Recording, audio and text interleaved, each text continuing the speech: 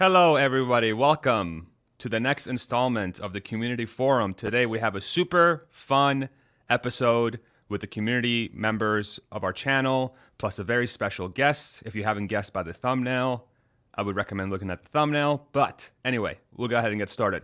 So today, we have three folks from the community. We have Hans, we have Rodman, and we have Mike. Welcome, y'all. Welcome, welcome.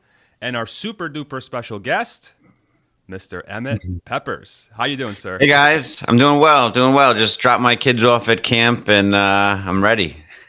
Awesome. Nice. Awesome, man. Cool. So what we'll do is the way we'll have these conversations are going to be super free flowing and open. And also people in the comments, definitely go in and drop comments as we go through the conversation.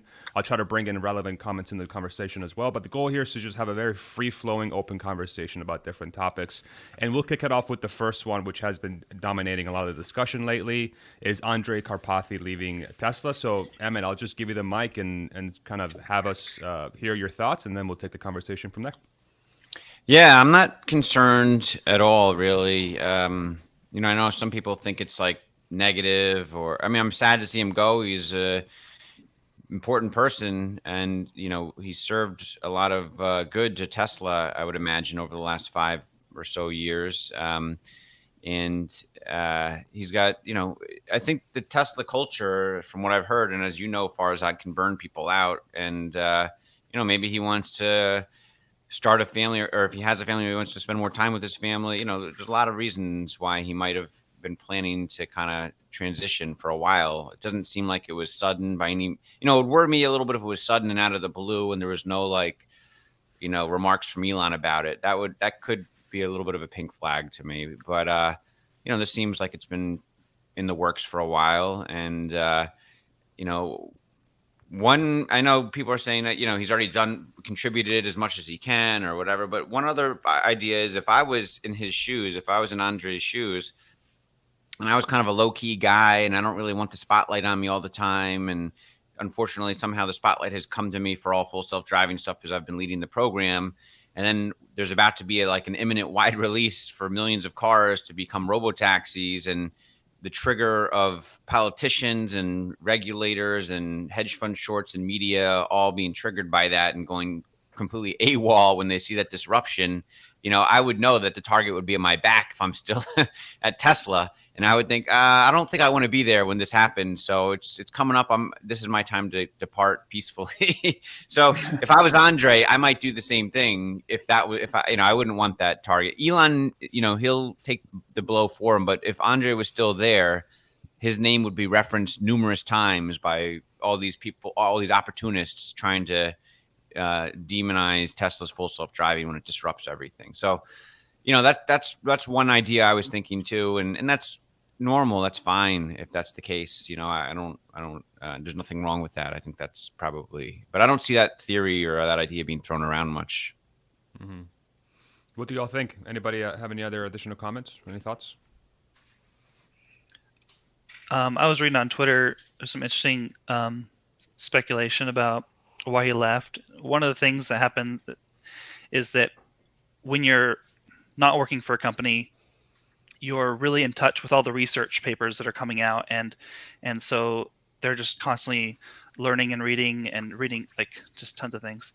And so, but when you start working for a company, you stop. And so they say it's good to kind of go in, work for a company for a short amount of time, and then exit again, so they can go back into being connected with all the research going on, and then enter a company again after a while. So yeah, there's that. And then there's Andre's message, his tweet about how he wants to do like some open source stuff. He wants to go into teaching.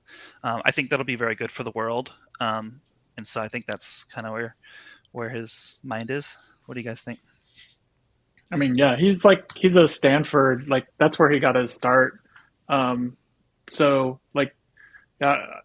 he'll be, I don't think there's that much new, but as far as thoughts, but just the fact that it's been 4 months already, things have been progressing. I think everything's going to be okay. And if it's exactly like you guys said, if it was all of a sudden and he dropped out and maybe he was back 4 months ago. He was already ready to let go, and then Elon was like, okay, let's just do this sabbatical thing. Let's make sure that like nothing's going to fall apart when you're gone, or that it's not too much of a shock for people. And then after that, you can go, and that's what's happened. So, Yeah. Yep. I really appreciate both of those perspectives that, Emmett and Mike shared. Those are a little bit different than any of the ones that I had heard. But the other piece that I would add is that for Tesla, not only do you have to be very on your game technically and incredibly intelligent, incredibly hardworking, but you really, to lead a program like that is very taxing, and you have to have just that highest level of passion, and that is hard to sustain over long periods of time.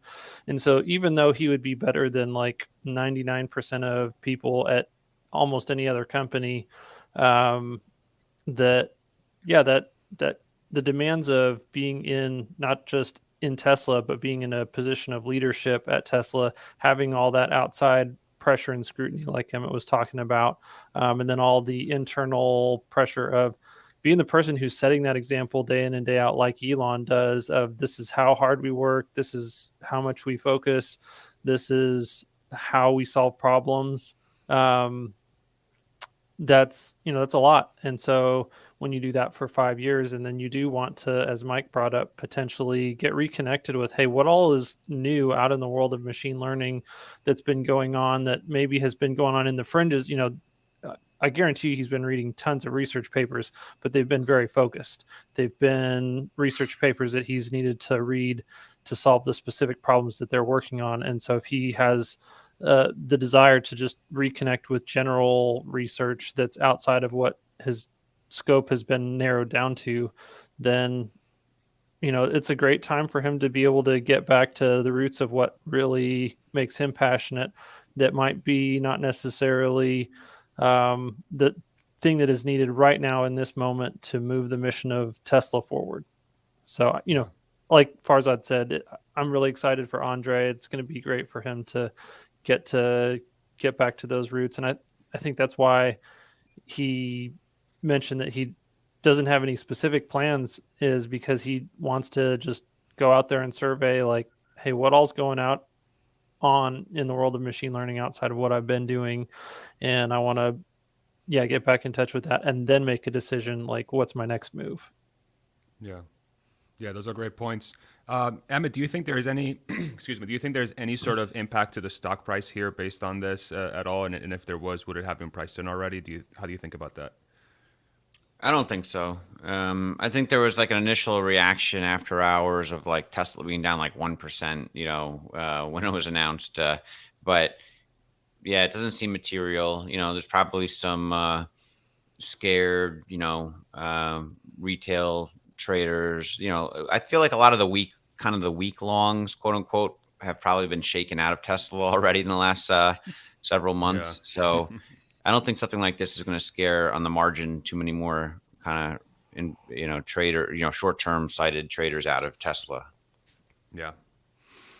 I think ultimately a really good parallel to draw was maybe JBs Trouble leaving, and how that was sort of some folks in the community were pretty scared.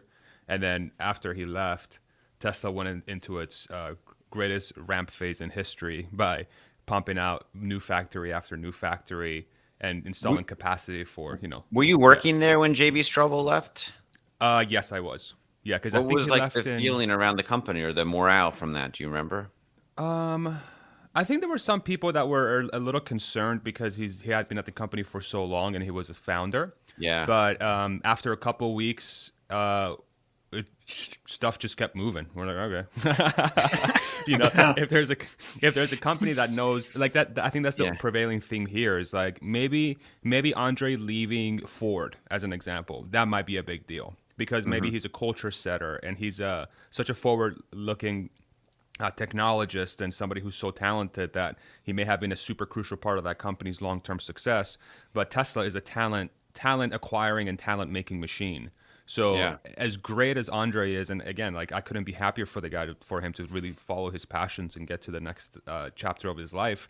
Tesla will be fine. I mean, they're able to bring in top tier talent every single minute of every single day. So yeah, I think the like I kept getting reminded of the time when JBs Trouble left, and after he left, the company went into insane growth phase. So Yeah. I think something similar might happen with Andre. You know, not because he can't do it, but it's, you know, sometimes new blood and new faces are good just to have, to shake up some things that maybe are stale, or maybe that's just the kind of atmosphere that you need for you to go to the next phase. So yeah, I don't think there's very many negatives here at all, honestly. I would just say, or it's that he's already set them up for success, right? Like That too. he Yeah. would, Like he Exactly. could, like he's in But- charge of AI, not FSD, and like the AI is like the vision, like the understanding, like what the car sees and what those things are and stuff like that. Maybe that's already done. You know, maybe he's like, Yeah. my job here is done. You know, I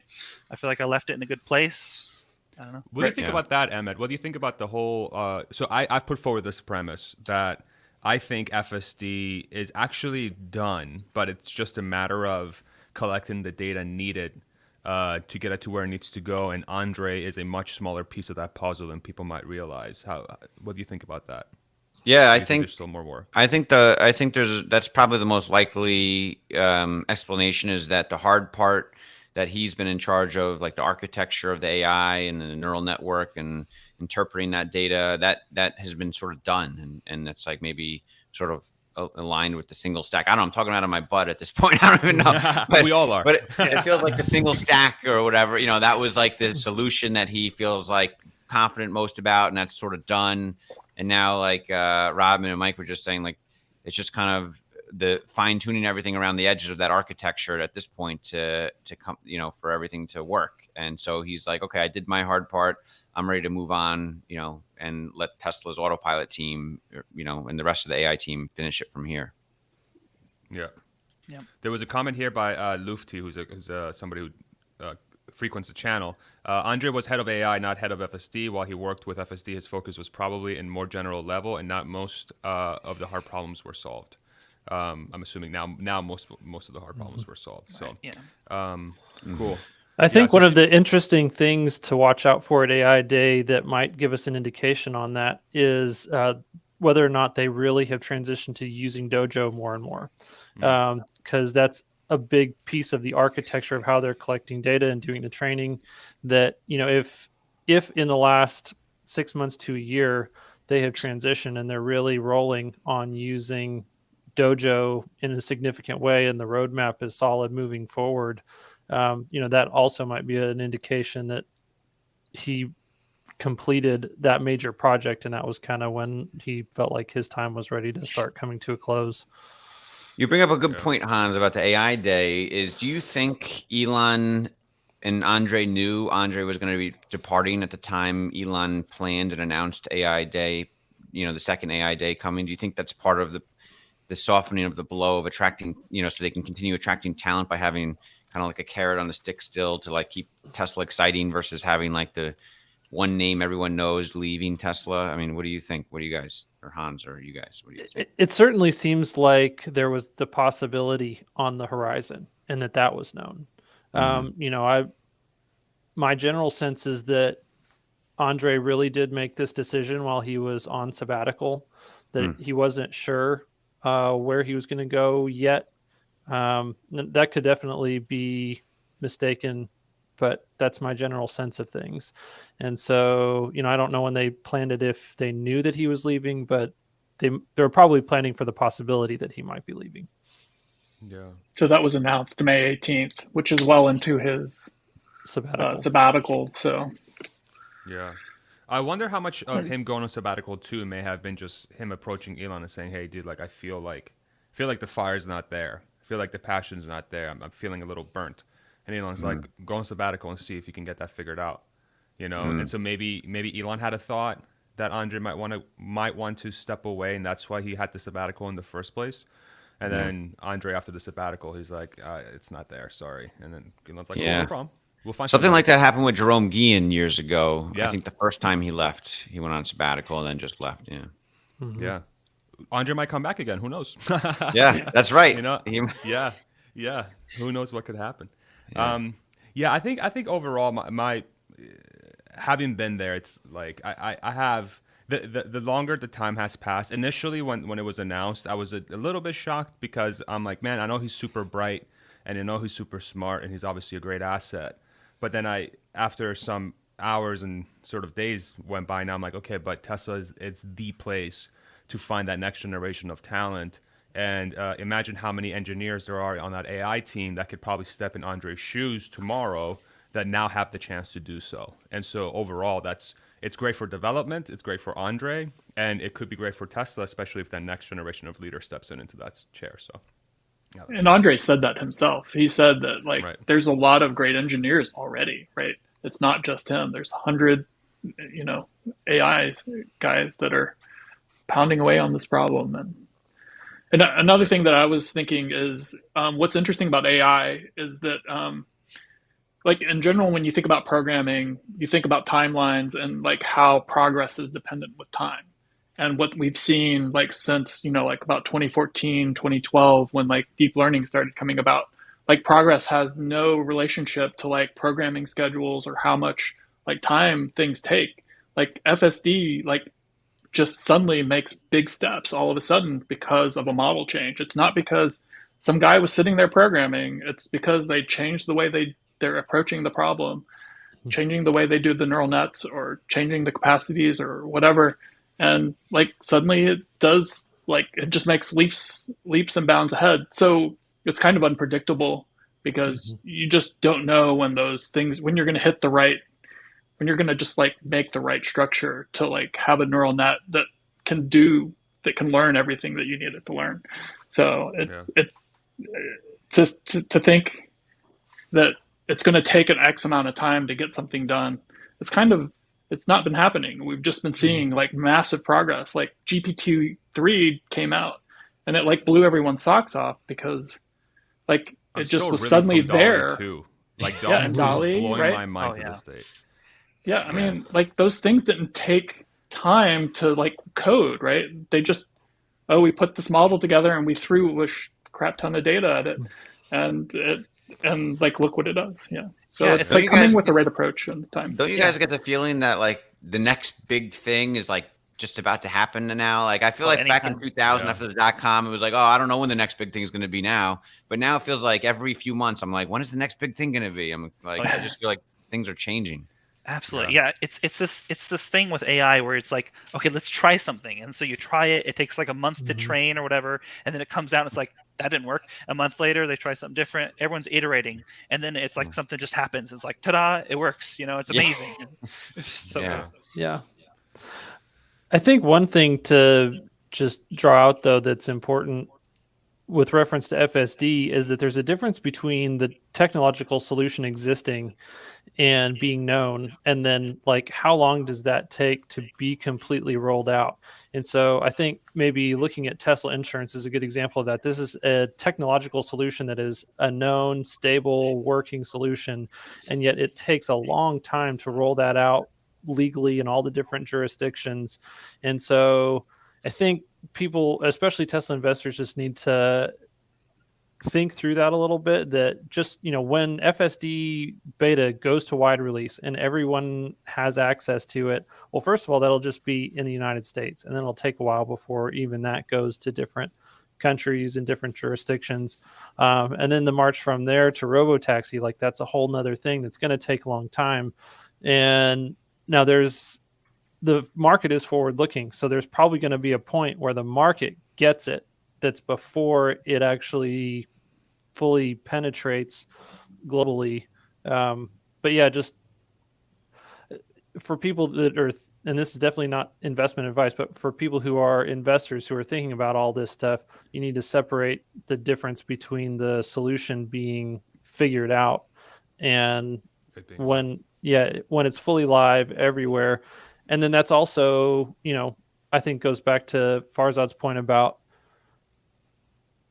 Andre probably had the solution pretty well to where it needed to be internally.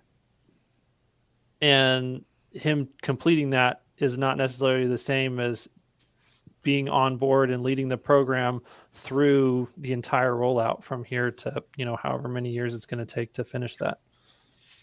Yeah. Great points.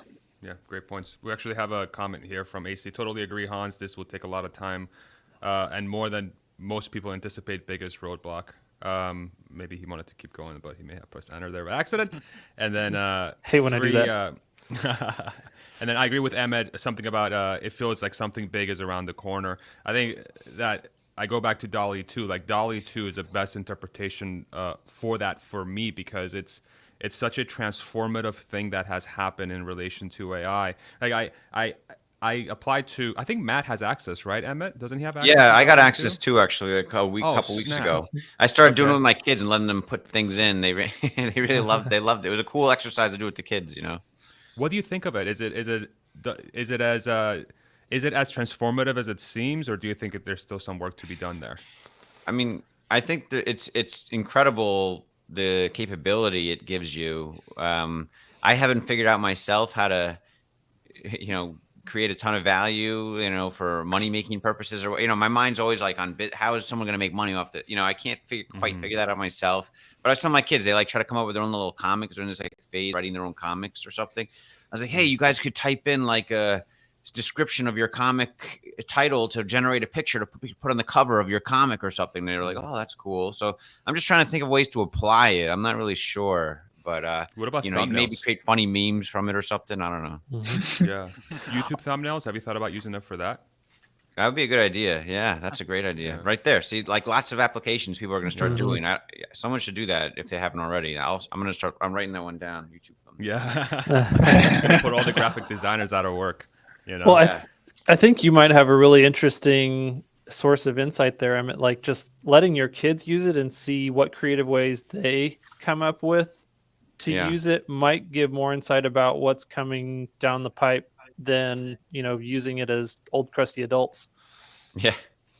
We Can can't we think ask out of the box like the kids can these days. Yep. Yeah. How old are your kids, if we can ask? Yeah, they're 10.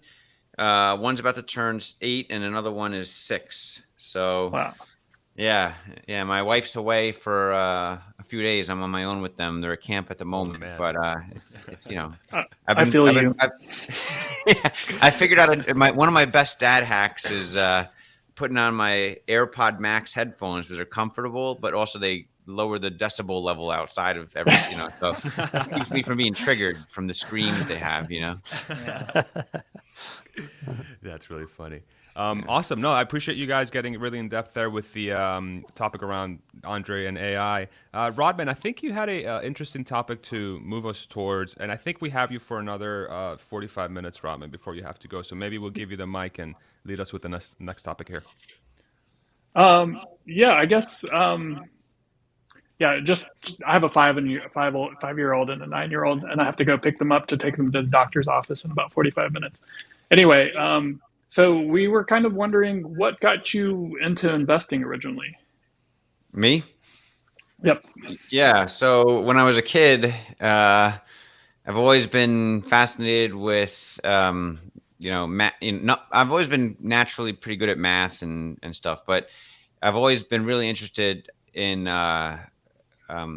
games, Monopoly or Risk, board games, all kinds of games, and then video games that were like their own economies or whatever. There was like this brand KOEI, I remember, and they had these crazy strategy games that were like you're part of it. And this was like in the 90s, early 90s and stuff, And then when I was in high school, there was like an economics class I took, and the teacher kind of introduced me to the idea of the stock market. And I was like, what? A game you can actually make money in? I started realizing like the odds are in your favor. What? This is crazy. And I'm like, it's not a casino where the house always wins. You're determined you're always going to lose. This is like nuts. It like just triggered me.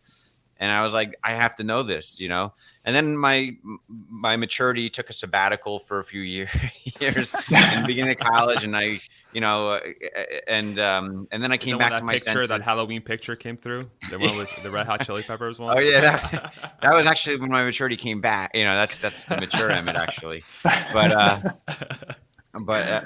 yeah, when I was in my early 20s again, I was graduating college finally after 3 attempts. I'm lucky to even have. Most people are lucky to get one. I had a third attempt to go to college after anyway. So I graduated with like a communications degree, which was like a weakness of mine, but it was easy. You just show up to the class and maybe give a presentation once in a while and you get like A's, but I'm a slow reader, and like philosophy I majored in earlier, but I just couldn't keep up with the reading requirements. And anyway, so after I graduated, I wanted to get back into finance, and I lived in a town called Stamford, Connecticut, like a satellite of New York City. But the biggest employer in Stamford, Connecticut was UBS Investment Bank, and they had their North American headquarters there. And it was like the biggest trading floor in the world at the time. And I was always fascinated with traders and like Wall Street, because those people made the most money. And this was like right around the year 2000, 2002 or something like that. And, so my dream was to always figure out a way to work there. And then, I had one job. I was introduced to someone to become a temp worker there in like their back office. And my first job was like sorting bins of return mail. But I just, I worked my way up, and I got onto the trading floor as like an assistant type job to like all the traders. There's something called the equity middle office, and I did well there. But I got to see more aspects of trading than I ever knew about. But I could also see the writing on the wall that traders, that type of job was on its way out. Everything's being automated, And so I was like, what do I do? And I got to a place where I was like in a fork in the road, where it was like, I could either go into this training program to become a trader for a job that's going to be obsolete eventually, like in 5 or 10 years, probably. But maybe I'll get paid well for a while. If I do really well, maybe I'll be one of the few that sticks it out with that job.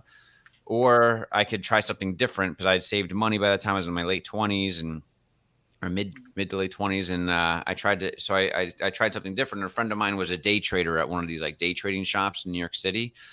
And I'd gone to see him a few times. And what he was doing was like really quick day trading, like, it was like he'd follow 3 or 4 stocks at once and watch the second level of data, all day on them, and pick opportunistic times to buy 1,000 shares and wait for it to go up $1, then sell 1,000 shares, or short, 500 shares, wait a few seconds and buy them back for 30 cents better. So, ideally you're right, at least 51% of the time or 52% of the time with the commissions and stuff. And he did pretty well, and he was making, consistently, $1,000 a day or something.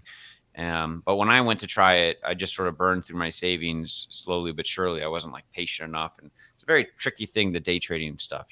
At that time in 2000, I think it was 2005 or something, the high frequency trading machines and algorithms were really taking, away, really ruling the short-term trading. And so, For sure. Yeah. So after like 6 months, burning through some of my savings, I realized I couldn't do that, and I didn't want to go back to UBS. And I found like a really good job in like client service for like small hedge funds at Interactive Brokers, and that was in 2006. And then the more I learned about Interactive Brokers, I realized it's like the future of electronic trading. They're way ahead of the game, and the founders are super impressive and stuff. And what is Interactive Brokers? It's an electronic trading brokerage firm like Schwab or E-Trade or Ameritrade, but it's more for sophisticated the most sophisticated investors or high net worth investors will more likely go to Interactive Brokers versus E-Trade, for example. Okay. And there's like a lot of small hedge fund managers that use it, including my fund now uses it. But being in client service there, I was exposed by helping so many of these like sophisticated investors, or small hedge fund managers that have like super smart people, much brighter than me. They're like MIT rocket scientists, PhDs of like math, doing like crazy quantitative strategies, back tested to the moon, or just like really impressive people that were like way smart. A lot of alpha personality types too, but a lot of them called and were like, how do I put my strategy into your system and do it? And they'd have to explain their investment strategy. And then I'd have to translate that and help them translate it into how to enter that into the trading platform software that Interactive Brokers offered, which was not user friendly, you know, and it was like a Bloomberg terminal if you ever looked at one of those, you know. And so I learned a lot about different investment and trading strategies in that job, in that role for a while, and it fascinated me. And I also realized most of these super smart people don't beat the market. You know, they don't beat the S&P 500 over any like 3 or 5 year period. You know, it's sort of like I tell people, it's like learning Santa Claus isn't real. Like when you're a kid, you know, like I had this dream of becoming maybe a hedge fund manager myself and making tons of money, but then I realized that like most of the smartest people, none of them beat the market.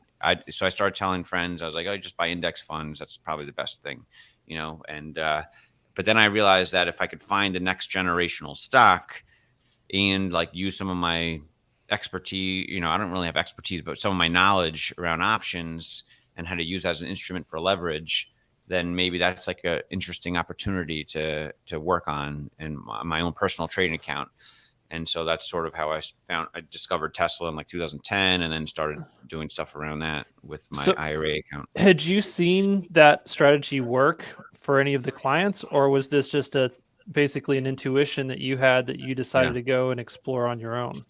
Yeah, and I saw something similar like that work for a client. I mean, you'd see some clients, their account values go up. You know, I don't necessarily know what's in their account, but when I transitioned to sales at Interactive Brokers, especially, then I could see like my clients' account balances. Like if they went up a lot, then I'd call and be like, "Hey, how you doing? Hopefully everything's going well." You know, like try to make them be happy to be a client.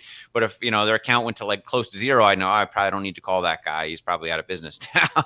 So I remember having one like hedge fund client started with like a couple $1,000,000 or something, but it shot up to like $20 million in like 6 months. And I was like, whoa, what's this guy doing? And so I'm trying to learn what he's doing better so I can service him better and make him be so that other prime brokers don't woo him away from Interactive Brokers too, right? Because people who trade, he was generating a lot of commission at the same time and he was getting bigger. And I talked to the guy, and he's a super nice guy, and he had kind of shared some of his strategies. Success is basically at the time when Apple was really growing from like, I don't know, it was like 2010 or 12 or something, 11, maybe 2009. It was before I really discovered Tesla, I think. So it was like 2008 or 2009. He was buying like options of Apple supplier, you know, stocks and options of Apple because he was so bullish on Apple. And Apple was moving up, you know, like 50%, you know, a year at that time. I don't know, it was moving up fast, just buying, you know, but buying these call options in the suppliers of some of Apple suppliers, and that supplier would go up like 50 or 100% in a quarter because it was like announced to be partnered with Apple or something. He'd make a fortune, you know, and his account went up to like 20 million, then it went back down to like 5 million, then it went up to like 15 million. It was crazy, but I saw the power of call options and what they could do, you know, from that. And it sort of seeded me to like think maybe I should have, you know, I think later when I discovered Tesla, I just naturally was like, I should maybe buy a lot of call options. And I think there was like a Motley Fool article that suggested it too at the time, like in 2010 when that's one of the first times I was reading about Tesla, and they were like, buy long-term call options. And it's funny, I later met the author of that Motley Fool article for work purposes, and he never followed his own advice. That's crazy. So do most people, did that guy, he was on the buy side or the sell side? Which guy, the hedge fund manager? Yeah, that was doing the options or that client? He was on the buy side. Oh, Okay. I was on the sell side because I'm like working for the brokerage firm. No, I meant on the options.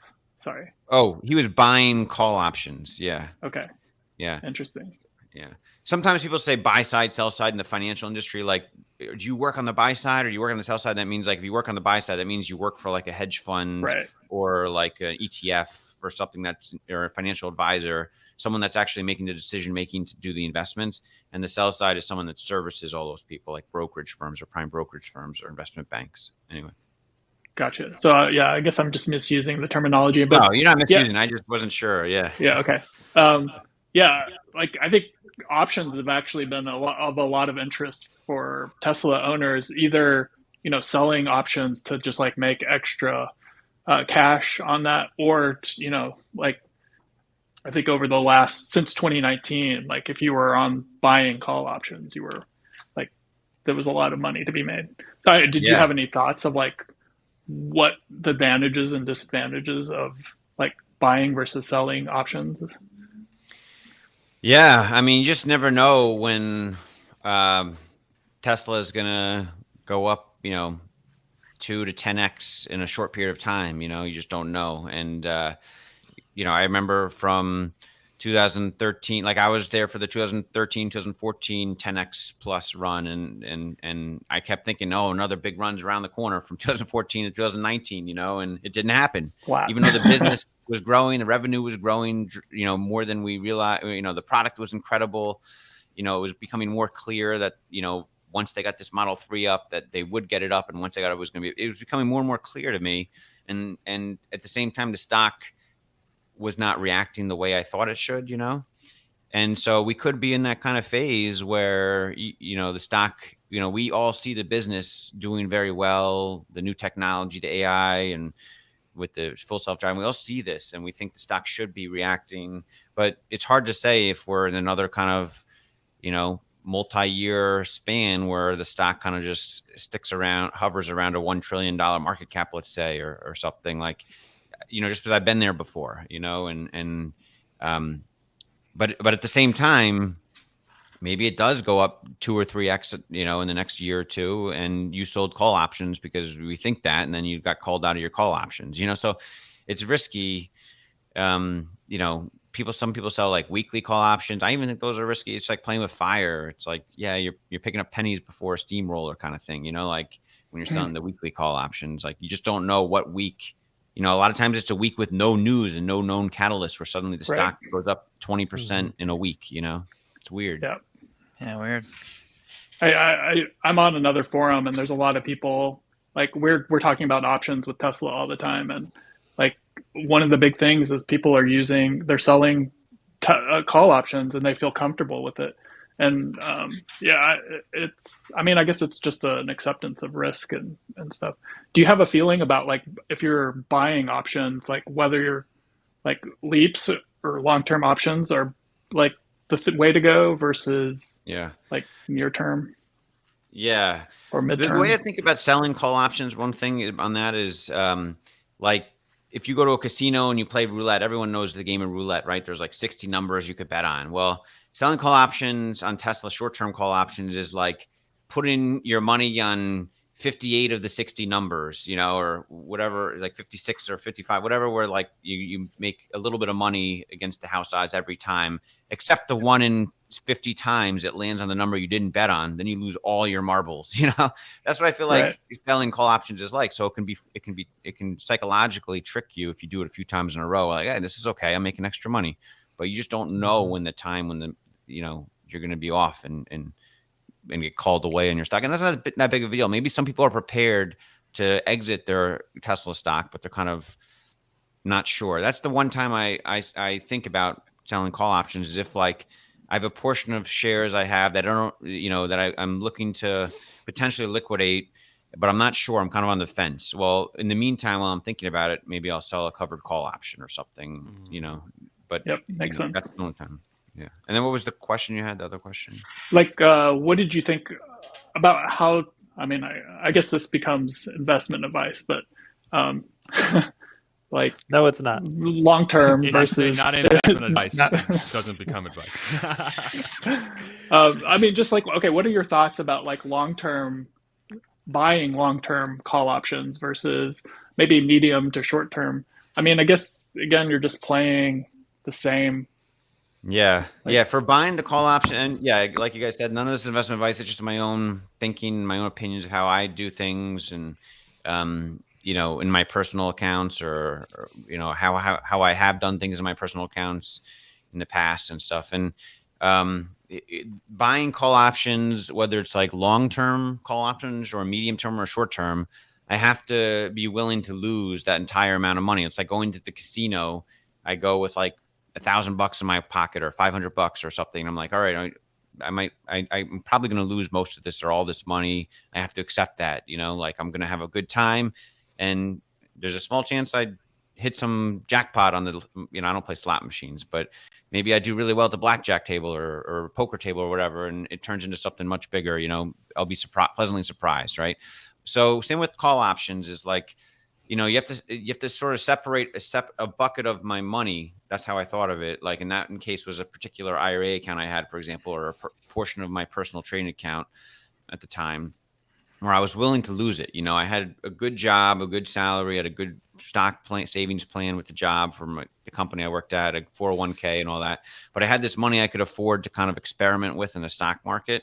And that money I'm okay losing. I started buying call options in Tesla, and some of them did really well, but I kept it as like house money. And then it just grew over time as house money. And I kept playing with that house money. I didn't take money out. I did actually take money out a lot of times to pay for things or buy a Tesla product, for example, but and borrow against it. But it grew at a faster rate than all the money I took out, luckily. But I realized that pot of money was like separate. Like it wasn't really part of my main 9-to-5 job. It was just a separate thing. So I knew I could lose it all if Tesla went down a lot for a couple of years straight, because I had a lot of call options, but I would also, at the time, I had mostly long-term call options. I would be careful and try to roll them over a lot. Like in that 2014, 2019, I think I did some analysis with Dave Lee on his channel where my IRA account went up to like $500,000 or more from like $4,000 from 2012 to 2014. Right. And then from 2014 to 2019, it went from like $500,000 down to $50,000. So it went down a lot, and that was my biggest gambling account, was the IRA account. And then it went way up after that, 2019. But I was prepared to lose it all, and I almost did, right? But I always lived to trade another day by trying to roll out my long-term call options as soon as like new ones came out. I would try to, when there's still time value left on the old options that weren't, doing as well as I thought, I'd kind of sell those and buy longer-term call options. So I just knew, given enough time, Tesla was going to be worth a lot more. I just didn't know how much time it would be. Yeah. So in retrospect, with your experience of going through that period from 2014 to 2019 where you did almost get wiped out, and we'll say, not thinking about your hedge fund strategy, but your own personal IRA strategy moving forward, are you going to be doing things different to manage your risk in case we are in a prolonged, say, 5-year period of sideways trading? Or, how are you handling that moving forward based on your experience? Yeah. So my IRA account has been pretty well diversified at this point. It's still very heavy on Tesla, and I think it's like a third of it's like SpaceX, and I gave like a third of it to like an investment advisor who was a close friend of mine who just like the opposite end of the spectrum investing, and is very he put it in like a value-based ETF, strategy, which has done actually well, luckily, compared to the Tesla stuff and in the last couple of years. But so that's my like IRA. That used to be the gambling account, but it's become more diversified. Really, the hedge fund, I 10 or 20% of my net worth is in the hedge fund. Maybe it's more than 20% actually. So it's a sizable amount of my net worth is in the hedge fund, but it's the amount that I sort of gamble with. And all the investors in my fund, we've always made sure that it's no more than 10% of their net worth that they put in our fund, because it's meant to be the most risky kind of element of their basket of diversification. That's what we kind of explain. And so that's where we do the most kind of aggressive stuff. At the same time, we want the fund to survive. So sometimes we do things, to diversify a bit in the fund, or to try to extend if Tesla's not going up, in the next 3 months, like we thought it would or something. We'll do things to kind of make sure we're not like losing the whole fund on that bet or something, So, but the most risky investments we do is at this point is in the fund. My IRA account, sometimes I kind of buy some short-term call options that are like super off the wall risky that I don't want to put in the fund, because I didn't really research it. It's just kind of a gut feeling idea, and those often turn to nothing, but I try to leave those in for a small portion of my IRA account. And then I have a personal trading account, which is mostly just Tesla shares. And it's like, longer term, just, it's pretty much all Tesla shares at this point.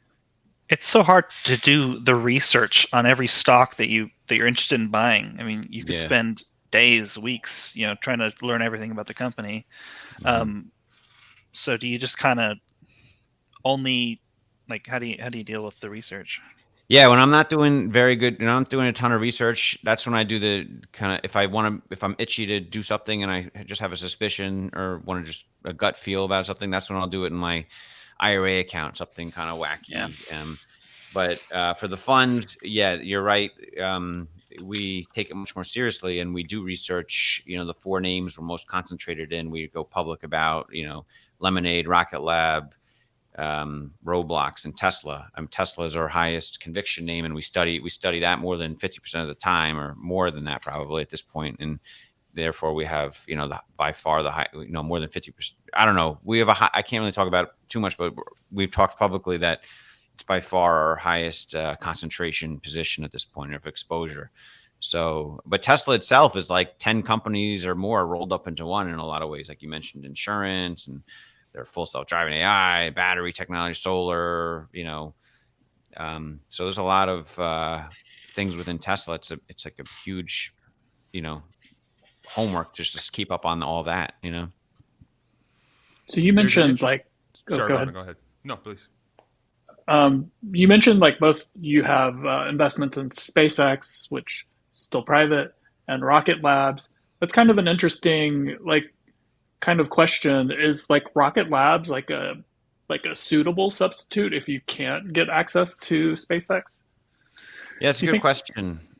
It depends, what you think about the space industry, what the valuation of it should be in the future, I guess. And I don't technically have a direct investment in SpaceX. I have exposure to SpaceX through a special purpose vehicle fund, and I think that's how most people get exposure to SpaceX Yep. at this point.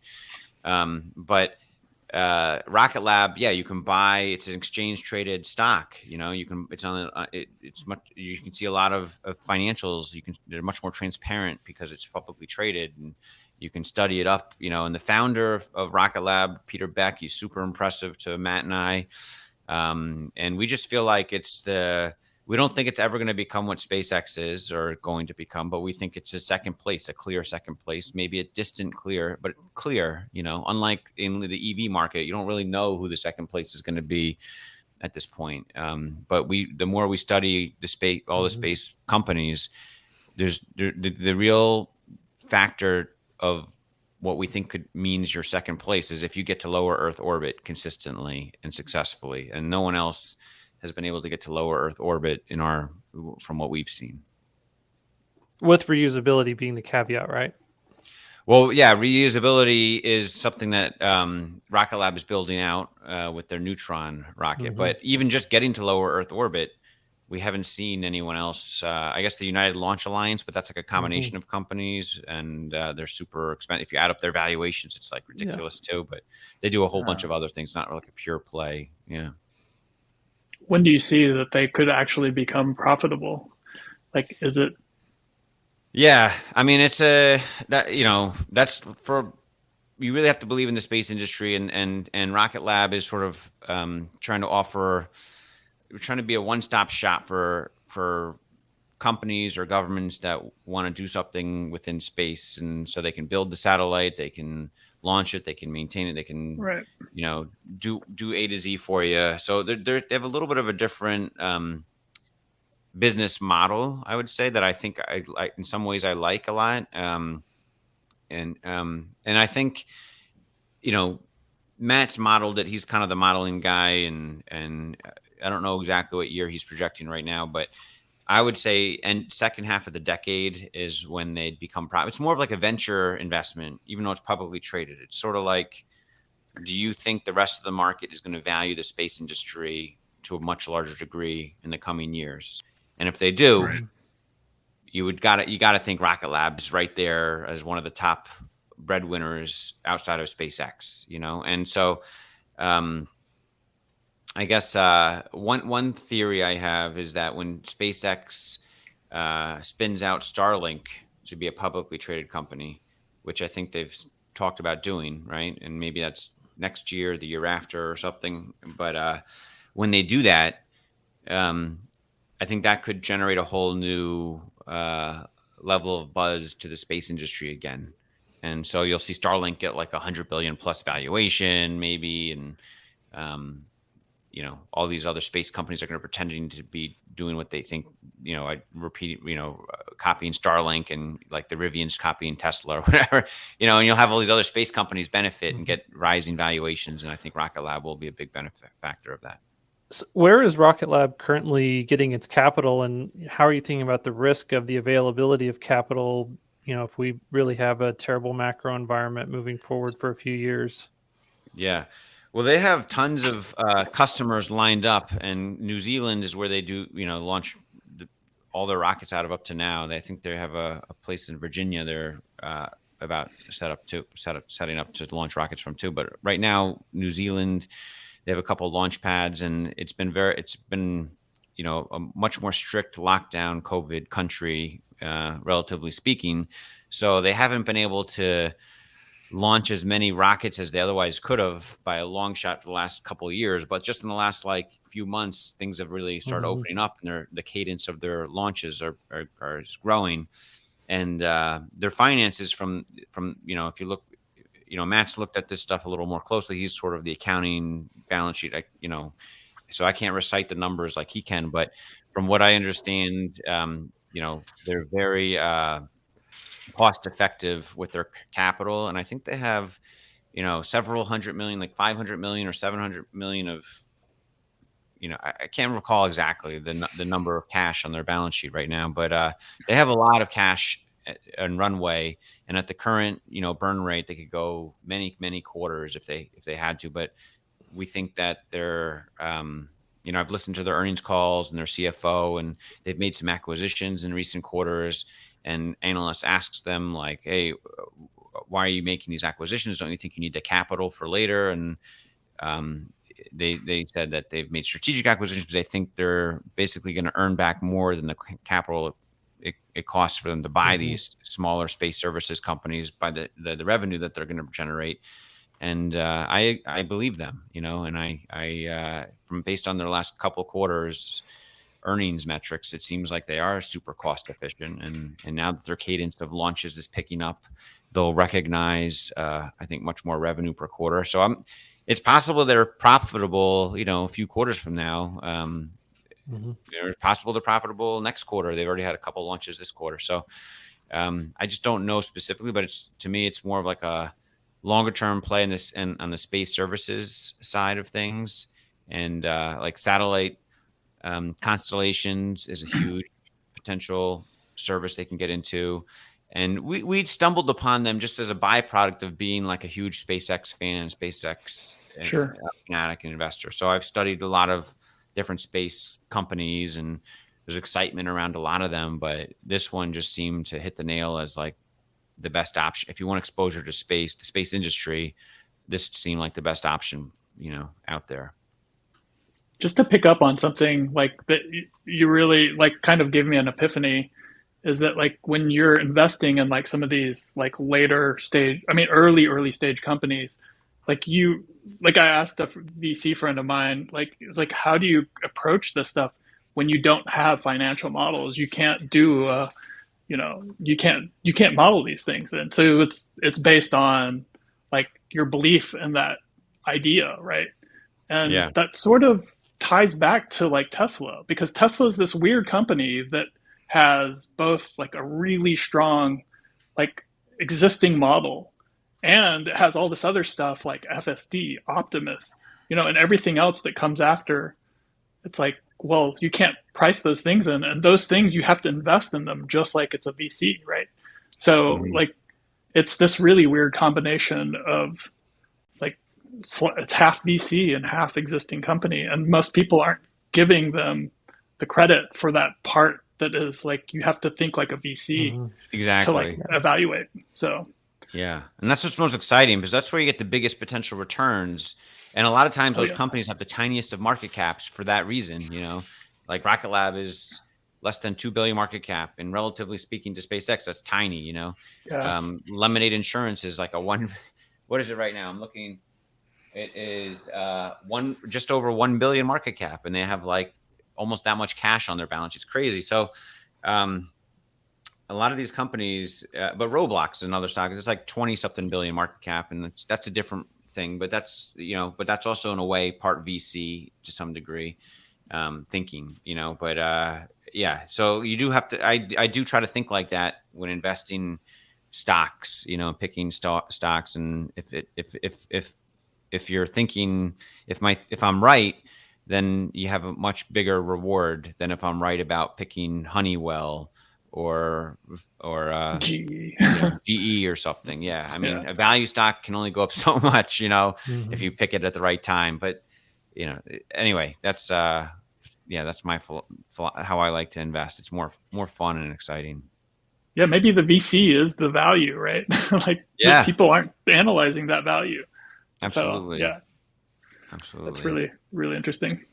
Emmett, do you think there's going to be a trend towards more individual investors thinking that way? Like how do you? I think there was a question that Hans, you dropped in the private chat. Oh, I just read Rodman at the end. Sorry, I want to steal your question.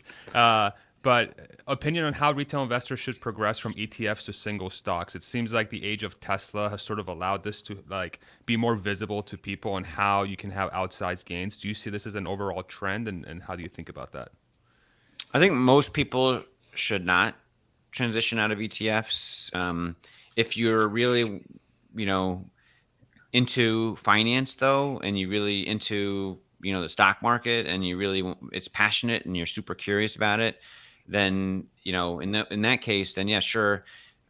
Maybe segment, take out some of the money out of ETFs to put into single stocks that you really like. But, when I talk to friends or family, that ask a similar type of question, or what stock should I buy or whatever, I always say that's the wrong question. Don't ask what stock you should buy. That means you're on the wrong path. You should stay in ETFs. Like you need to. You don't want other people to tell you what stock to buy. You want to come to the conclusion yourself and decide for yourself. Because any time in my past, and I've made that mistake many times, but any time in the past where I follow someone else, and someone else, even though I think they're super smart, and a lot of times they are, it seems like it usually doesn't work out well. If I'm like, oh, this person's super smart, they're buying Snowflake, everyone on All In podcast talking about it, so I want to buy it or whatever, or, whatever the thing is, something, if I don't fully understand it myself, then it's a red flag, and I need to step away and just not partake in that, because that's when I get burned the most, is if I don't understand a company or a business very well, but I'm just buying it because other people that are smart are saying they're buying it and they think it's a really big investment. Does that make sense? So nobody lot of should sense. invest in crypto, is what you're saying. Oh man. I don't buy. That's why I don't invest much. I don't invest in like Ethereum really, or because Yeah. I don't fully understand it, to be honest. Like I understood Bitcoin early, I studied that carefully way back, and the Byzantine general problem that it solves and such. And I loved it. And I bought some back in like 2011, but not a lot, but I bought some, and I still hold, the vast majority. But yeah, a lot of crypto, all these coins, all these weird tokens are all like weird derivatives of the original crypto stuff. So I just totally way beyond my mind. And I don't even, if I miss out on the upside, I miss out on the upside. I can't get the FOMO. You got to watch out for the FOMO, right? That's what it's like a trap. It sucks us into these things. Yeah. What's one thing I've been thinking about a lot the last couple years, since really COVID started and we had that market quote unquote crash, and we had the V-shaped recovery from 2020 to late 2021. There's been a lot of individual investors out there that have made so much money during that time period on those like super risky investments, even crypto, and GameStop and all these other ones. And now we're like in this on the other side of it, where we've lost all those companies essentially got wiped out, and crypto has gone through a gigantic pullback. I wonder what the appetite is from a retail investor. Like, I wonder if lessons have been learned since that happened, and I wonder if there's going to be a sort of an unwillingness for people to want to go into individual stocks because of what happened since late last year. Does that make any sense? Like, I wonder if those events have sort of it's almost like a learning lesson for these people that says, hey, like, individual stocks are extremely risky. You never know what's going to happen, and everybody everybody lost a lot of money. I wonder if that's going to change the landscape of how people invest in the coming years because of what happened. Yeah, I'm thinking about it absolutely. Yeah, I mean, I think that happened probably. I wasn't really invested in single stocks after the dot-com crash myself. I don't know if I think I did a few things, but I don't. Yeah, actually was investing in some stocks that all did bad, and I was, getting learning lessons back then. Like I remember buying United Airlines for like $1, thinking, "Oh, this stock is." I had no idea what market caps were back in like 2000. And I was like, $1, what? And it went bankrupt. I lost like a few $100 on that. But then I had some wins, like XM satellite radio at the time was like $3, went for like $30, and I was like, wow, that's crazy. That's just did well on that. But I think people will just have to learn. They learn through hard lessons, and the people who learned the hard lesson in 2020, 2021, they're probably not going to come back to buying single name stocks, like you said. Ever, maybe, they're just like, I'm never doing that again. I'm imagining, so, and even crypto, Bitcoin, there's probably, and that's just a certain segment of people that bought high and had to and sold low and recognize huge losses. But there's some people that bought medium and sold a little bit higher, or bought medium and sold medium.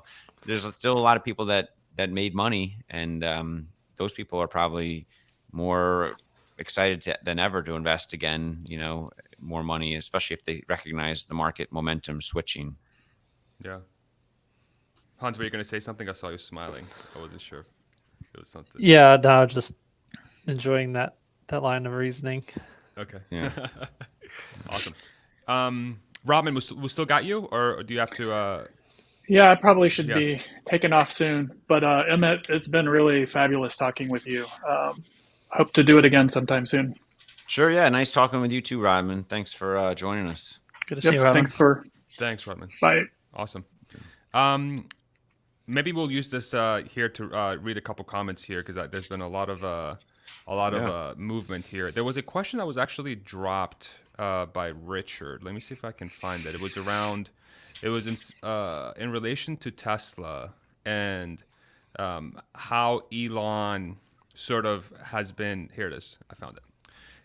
Emmet, do you think that the stock value of Tesla would be greater if Elon only ran products and problem solving, and a CEO ran day to day and spoke for a company? I think this question has been brought up before in different forums, but how do you think about that nowadays with the whole Twitter and the politics and all that stuff going on? Yeah. So I think this is all within Tesla. Like if Elon was only like what. I think the CEO of Twitter, the role of the CEO and products and problem solving within Tesla are kind of just intertwined. And I think, they're best when they're intertwined, right? If you try to separate that, that's when you get like GM or you get like Ford, So when you have the person who is the CEO, also the person who understands all the problems and issues and engineering behind the products, that's when you have a company that can move fast and be nimble. So, I don't think Elon is going to relinquish the CEO role anytime soon. If he did, I would be a little worried. But when that time comes, I think Tesla will still do well, I guess, if that makes sense. Yeah. Okay. And there was another one. We got Tesla Boomer Mama is in the chat. Hello. Oh, hey, how you doing? What's up? Yeah. Awesome. She's great. She was just on our live stream a couple days ago. Yeah, I love her ESG knowledge. Like she really gets it. I mean, I've been thinking that for years. Like ESG is just a scam. It's like so messed up. It's just like I remember, you look at the ESG scoring systems, and I remember always thinking like, how is Exxon ahead of Tesla on this stuff? Like. Because I only think of environment, and I think she had a good idea, like of saying that, like you should just break it up. Like, why is it like these three letters together? Like, I don't know. I guess like they're like not really related. They're like three separate things: environmental, sustainability, or social and governance. I think, or something. So maybe they just need to break those three letters to be three different things or something. Yeah, yeah. I would have been completely blind to it. Unless somebody like Alexandra shone a light on it, because I'm like, Same. It's like the layman doesn't really, the way I like to say it is such a complex topic, and it's such a field that no one really understands. Very, very few people actually know how something like that works and how it influences how businesses get funded, how indices work and all that stuff. And nobody would know that unless somebody like Alexandra would put in the time to sit down and lay that out for us. It's crazy. It's true. And a lot of the regular day-to-day people that are investing in ETFs, they might want to be what's like socially responsible. I want to do the responsible thing and be like, oh, I'll invest in these ESG ETFs, but not realize that like Tesla's not even part of a lot of them now or something. It's like ridiculous. So weird. It's so weird. Mike, let's have you maybe drive us onto the next topic. What would you like to posit? Let's use a fancy word. So you call them the week-long investors, and then there's the long-term investors for Tesla. And there's a lot of, I'm more of a long-term investor, and there's a lot of like news and hype and buzz about like delivery numbers near the end of each quarter. Yeah. And I don't really look into that much. I don't know why I would, because I bought my Tesla a while ago. I'm not going to sell anytime soon. Do you think it's still important for long-term investors to look at that anyway, or like what value is there to that kind of thing? Yeah, I mean, I don't think there should be, like you said, like theoretically, it should not really matter, be of that much importance, right? But in reality, many of us are watching our brokerage account every single day and see the numbers go up and down. We get like giddy feelings when it goes up and bad feelings when it goes down, and we wonder what causes that, and we investigate it, and it's things like the delivery numbers or things like that actually cause it. But if you can rise above that intellectually, like it sounds like you are, and like realize it shouldn't matter, why do I even, that's a good place to be, And I feel like I could try to get myself there if I didn't have this fund and stuff, but I really enjoy diving into the day-to-day metrics. It encourages me to learn more about the company and look at things more carefully, so I sort of enjoy it, and I don't know if I can get away from it. That makes me want to ask my second question, which is what about like this, your job is like full of a lot of research and stuff. What drives you? Like what about the research is interesting to you? Like, do you just like business or? Yeah, no, I'm very curious by nature. And certain things make me more curious, especially predicting the future, like I want to know the future, and I want to know technology in the future. Like, and if I feel like if I can get a good take or a good beat, like I was always one of the first kids trying to convince my mom to buy me the Reebok pumps or whatever in school. I remember when they came out, and I wanted that cool new technology, or I wanted the new Sega Genesis, when it first came out or whatever. I wanted the new stuff like yesterday, and so that's just always been part of who I am. And, I want the new Tesla cars. And now I have a good excuse to get the new Tesla cars like right away, because I call it investment research for myself and my wife. If I didn't have such a big investment, my wife would be like, "Why are you buying it right away? Just whatever." So, do you have the FSD beta? I do now. Yeah, I do have. At first, I didn't want it so badly because I don't trust myself. I get so comfortable with technology, but I did get it like a month ago, and I love it. Yeah, it's really super amazing, and I'm making sure I'm not getting comfortable with it where I'm not like watching. But it does. The good thing about it is it has a really good eye tracking camera. So every time I try to look at the screen to pull up the browser, it's like beeps at me. It's like, keep your eyes on the road. So it's like it harasses you if you're not really looking at the road. Even sunglasses don't work. So it's interesting. Yeah. Apparently Lex Friedman was right on that front, because he used to talk to Elon about that a long time ago, and he was like, no, we don't need to do any driver monitoring. Yeah.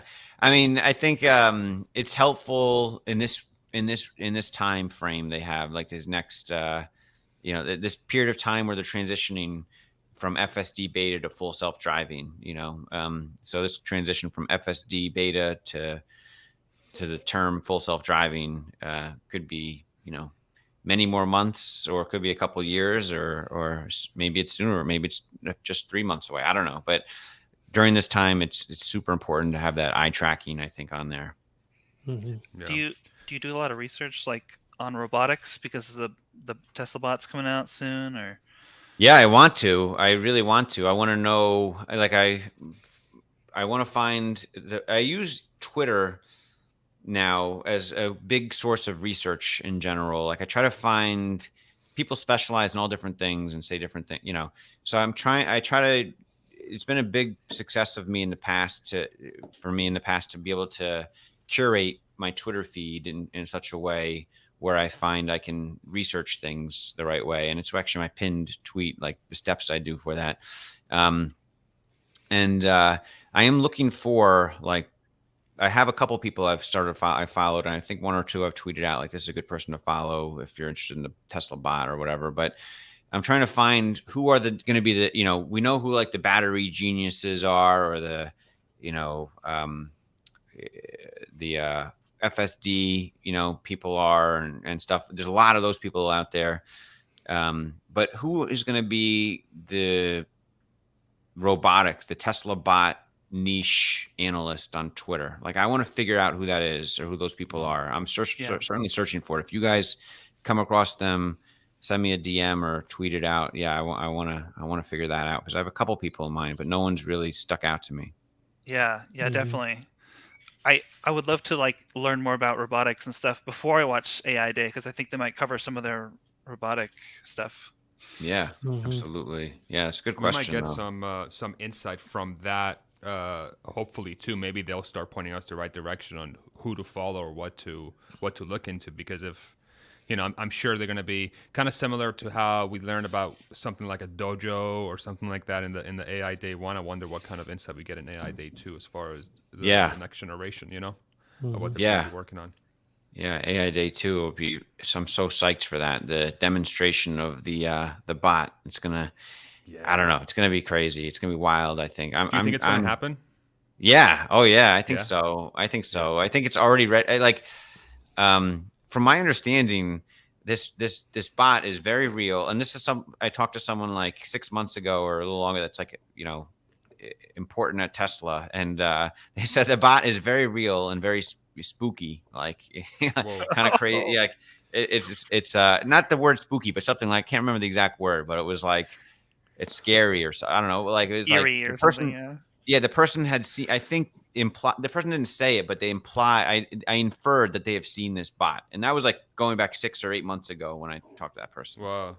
So it's spooky because of its capabilities, because of how advanced it is, or they didn't really want to go into detail, because I don't want, they don't want to give out any inside information or anything. But I got the gist, or I read between the lines, like, wow, this thing is going to blow people's minds. What's this person's name so we can hit? I'm just kidding.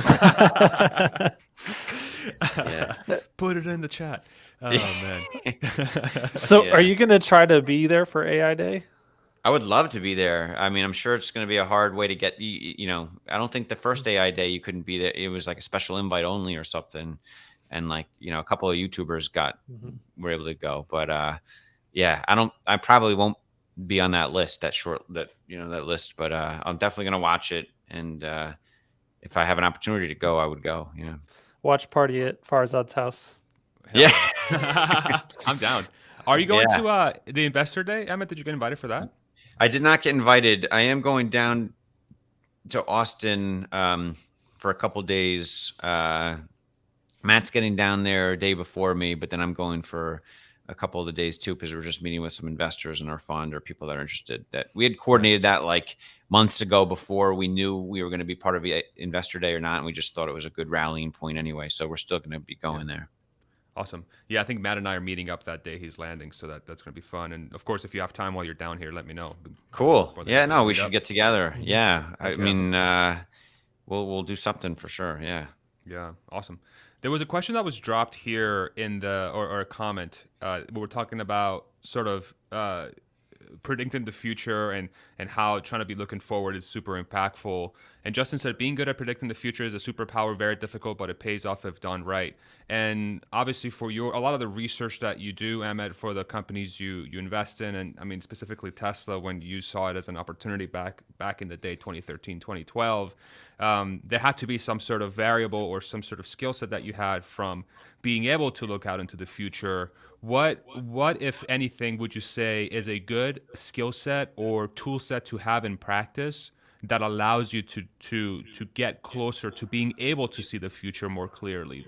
How do you think about that? I don't know.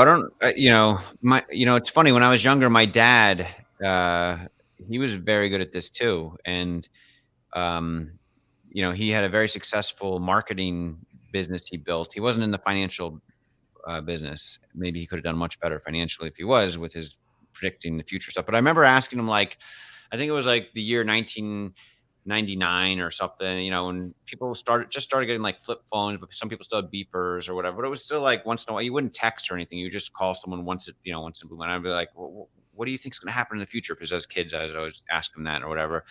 And he was right a lot of times. But he was like, I think in the future, there's going to be a time where everyone's addicted, always connected to the internet. They're never going to not want to be connected to the internet. And you'll do it with your phones or watches or devices, but you're always going to have some connection. And I remember thinking at the time, like, that's crazy. You're nuts. That's not going to happen. And sure enough, it happened. And I remember like in 2010 or maybe it was 2012 or something, when I first invested in Tesla, before Elon even brought up full self-driving as a thing or self-driving cars as a thing. My dad was at like a barbecue at my house, and he's like, and somehow he came up with like, yeah, full self-driving cars, that's going to be a thing. And everyone's going to, in, maybe 10 or 20 years, everyone's going to be, the car's going to drive everyone around. And I was like, you're crazy. That's like sci-fi, like crazy, but sure enough, it's coming to fruition now. So I don't know if I learned from him or I just, just naturally am curious and he was curious, and maybe it's innate of some sort. I don't know, in my genes or something, but, I definitely feel like I just like to, in my head, play stories out based on all the information I learn. So I try to learn information from a lot of different perspectives. And then in my head, whether it's when I'm going to sleep or just even when I'm driving or whatever, there's always like a stories going on in my head of how things can play out. And sometimes it just hits and I'm like, that makes the most sense. Like and a lot of times I just don't know. It's just like almost subconscious. I don't think it's like consciously necessarily, but sometimes it's conscious where I'm like, oh, how is this going to play out for the other automakers and versus Tesla, but the more information I take in from different perspectives, the easier it is for me to play different stories and find what I think is the most likely story to play out, if that makes sense. Yeah. I always find that it's, at least for the way I try to do it, it seems more intuitive than anything. Like if I'm trying to look forward, there's something in my body says this is the most likely scenario, and I feel it very strongly. And if I think back to how Tesla was, like obviously I don't know for sure if it's going to work out. Obviously, like nobody does. But I just had such an overwhelming conviction. It was so logical and it seemed so likely that it almost, my body was like, you have to invest in it. You have to invest in it. And I sometimes wonder if how helpful something like AI is going to be in helping us predict the future more accurately in a way, maybe we put in the variables that exist today and then the AI system will say, these are the most likely scenarios, or kind of like DALL-E 2, it like paints a picture of what the future could look like. And then the ones that resonate the most with you at that subconscious level are the ones that could potentially be ones you want to follow through and see if it's a likely scenario. Yeah. That could be the next AI big tool thing that comes out, right? You can ask it a question like a fortune teller, and it gives you an answer or a set of answers and tells you the probabilities on them or something. That'd be pretty cool. And hopefully everybody has access to it, because if only a few have access to it, oh boy, Maybe they've already built the tool and we don't even know, and only a couple people have access, right? Nancy Pelosi has it. We all know that. That's why she has such a good trading record. Yeah. That's great. Go ahead, Hans. There's a big difference though between being able to predict the future relatively accurately and then being able to trade effectively on those predictions. And so how do you think about closing that gap? And is that mainly your role in the hedge fund to execute a trading strategy around something? I would say so. I mean, I definitely confer with Matt, but I think it's probably we both make joint decisions, obviously, but I think and he comes up with great ideas that I just agree with a lot too and stuff. But I think we focus on assigning probabilities to these predictions, right? So we put a prediction out there.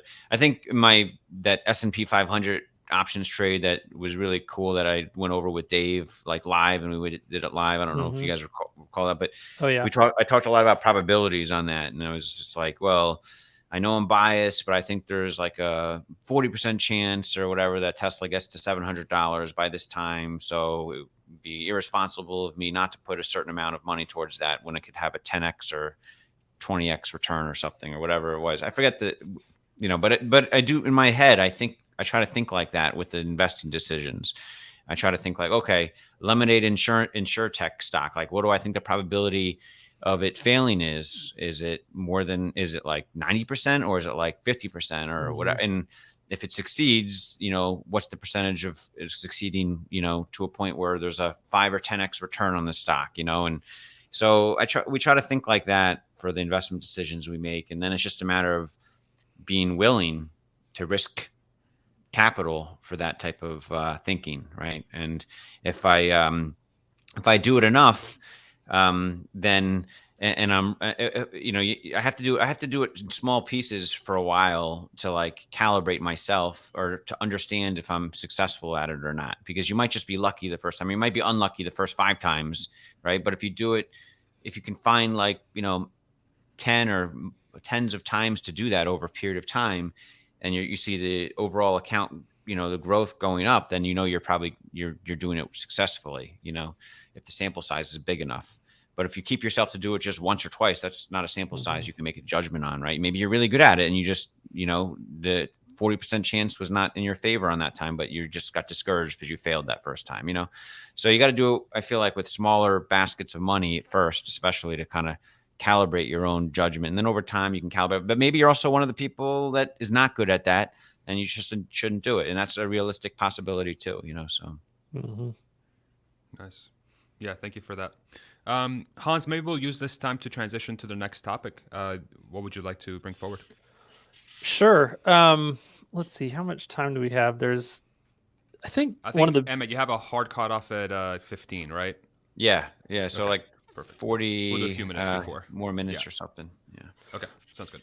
Okay. So I think the topic that is closely connected to kind of what we're talking about right now that might be interesting is, do you watch the All In podcast much by chance? Yeah, I do listen to it for sure. I think it's a very high signal to noise ratio podcast for sure. So they had on one of the recent episodes, I think it was maybe 2 back, there was a discussion between Chamath and, Chamath was really the one who kind of went off on the subject of free cash flow and how that he's not a fan, or the criticism that he had of free cash flow, and but also EBITDA, and basically saying that, almost echoing a Buffett style sentiment, that if it's not GAAP profit, then it's not real. And how do you think about that whole topic? Do you remember that segment and kind of? I do remember that segment. I remember feeling like I learned something in that segment, and it made a lot of sense to me. But at the same time, as a general, applying that as a general rule, to me it seems like it would be foolish to apply as a general rule, but it's a rule to think about or to consider when looking at any individual company, I would say. So I would want to study the company, whether it's Tesla or Lemonade or whatever the company is, or if it's a value stock like Exxon or whatever, I'd want to then consider what he was talking about with the cash flows. And I think it was compensation and stuff. He was talking. Yeah, stock-based comp. Yeah. So I'd want to consider what he was saying on the particular stock. Like if it would be almost foolish for me not to consider what he was saying when I'm looking at any individual stock, I guess. That's what I thought. Okay. Yeah, it was interesting though. Yeah, it was good for him because not many people talk about that kind of angle of looking at an investment, opportunity of a publicly traded stock. Well, especially in the market environment that we've been in, where people were getting so enthusiastic about, especially tech companies, and that's their typical framework is, hey, let's look at free cash flow, let's add stock-based comp back in and look at cash balances. And there's a couple companies they mentioned as references. I can't remember which ones, but yeah, it seems like it's such a growing trend in tech stocks and newer tech stocks especially, that it's something that you really want to hone in on. Zendesk may have been maybe that was the one they were talking about, the example of. Yeah, but it was a really interesting point and something that I took as like a potential pink flag to consider with with tech stocks in general. Is pink flag kind of like a red flag, but not as serious? Yeah. That's how I think of it. It's okay. It's like pink flag is like, maybe it could become a red flag, but it's something I want to look at. Do more research. Yeah. We need to get you some pink flag merch, Emmet, for your It's a term I use way too much, the pink flag. I don't like to use red flag because I feel like that's like too binary. Pink flag is more like, maybe it's something you need to consider and think about. Yeah. There was something that Rodman was talking about before we started the live stream that it's loosely tied to this topic. But where do you think and then Hans or Mike remind me if I'm thinking of like misremembering the topic, but it kind of like made it. I wanted to hear more about it, but it was essentially during this market downturn, people are selling shares. There's more selling than buying. There's a bunch of cash out there. Where the hell is this cash going? Do you think, Emmett? Like what's going on here? Like what's happening? Yeah, where so has all weird. the money in the stock market gone to? Not Yeah. necessarily advice, but yeah. Yeah. I mean, macroeconomic stuff can be so complicated. I'm trying to simplify things, and I just think there's a lot of people kind of on the sidelines waiting with a large chunk of their cash, more so than in the past, and waiting for some kind of clear signal that we're at or close, or we're at a bottom, or a bottom is forming, that so they can put some cash back to work, because I don't think anyone wants to keep US dollars in their bank account long term. I think especially with inflation being the hot topic it is today, right? So maybe that's why you saw commodities go up, or you see other things go up, as almost like people try to put their cash somewhere else, and it causes traders to kind of speculate on that too, to, create extra accentuations in the movements of commodities, or maybe eventually real estate will come back up if people don't want to put their cash back into equities long term. I think the bond market is down too, or something. So, I'm not sure. I mean, I think it's just a lot of institutional asset managers, pension funds, stuff. They have trillions of dollars combined, and they've kind of adjusted their modeling to keep a higher percentage of cash at the moment. That's my best guess. And that would explain it. Yeah. That's my I best know guess. that Chamath mentioned that talking to hedge fund guys, that most of the flows right now, like a lot of the buying is happening by retail investors, that smart money is not buying. They're either selling or holding. I would almost argue that we're kind of in this like weird flippening where the smart money is becoming retail investors, in general. Like there's still a lot of dumb retail investors, don't get me wrong. Like, of course there's always going to be, but I think by and large, with all the open source information we now have, there's no like specific sell side analyst research that's like super valuable these days. You see it with Tesla, for example, and you see tons of retail people buying Tesla way before any institutional money is bought into Tesla. So I think that's just a symptom of this kind of flippening of, retail money, even though it's, the institutional money being seen as smart money. I think that's like a misnomer, a term, in the future. I think, sophisticated retail investors are probably should be considered the smart money in the future. Yeah, I've always felt like that. Like every time I watch Tesla Daily, it's like here's what this here's what this institutional investor wrote about Tesla and their price targets, or whatever that even means. But Yeah. I'm just like, why are they not valuing like FSD beta? Why are they not valuing the Tesla bot? Why are they not like? It just seems like to me it's like this is obviously the trend. This like AI taking over everything. Why are they not like I hear people say like it's because they don't have a way to put it into their model, or Well, their primary responsibility is not to make money. It's just to make a little bit more money than the index and not to lose money. So they're worried about different things than most retail investors are. And you do have to kind of keep that in the back of your mind as you're evaluating why they do what they do. that makes sense. Yeah. Okay. Yeah. I think you look at individual incentives of the people producing this report, and their goal is to get a better payday from their company, and the goal of the company is to get more inbound interest from the buy side clients that they service and such. So they have to kind of, when I put that all together, I realized it's just a complete curmudgeon to see the whole research stuff. Yeah, so it's kind of crazy. But I feel like the more I'm coming to terms with is that sort of environment existing where these guys are not necessarily incentivized to look at the future is what gives retail investors the opportunity to take advantage of that gap in knowledge. or that Yeah. that gap in action. And that's Yeah, why 100%. that's why Tesla, that's why retail investors can jump in and hopefully capitalize on those future gains, because these folks are just they don't want to do that because they're not incentivized, and perhaps they don't have it's a legacy system that is built purely around that mechanic that or mechanism that Hans just outlined and Emmet just outlined, you know? Yeah. It's like good that it exists. Like before I was so angry. I'm like, why doesn't Gary Black get it? You know, I'm like, why doesn't this person, I love Gary, by the way. Gary, you're welcome anytime if you watch this, by the way. I love you, bro. He's the best, he's the most savage Twitter analyst on, because he just says it how it is, and I love him for it.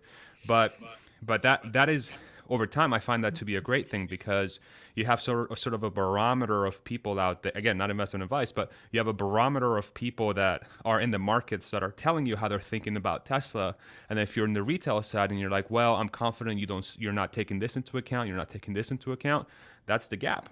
And that's where you can, come in and capitalize on that, you know? Yeah. So I'm glad it exists, you know? Yeah. And I'm glad they drive so much of the conversation in a way. So Yeah. Absolutely. Yeah. What do you guys think about this?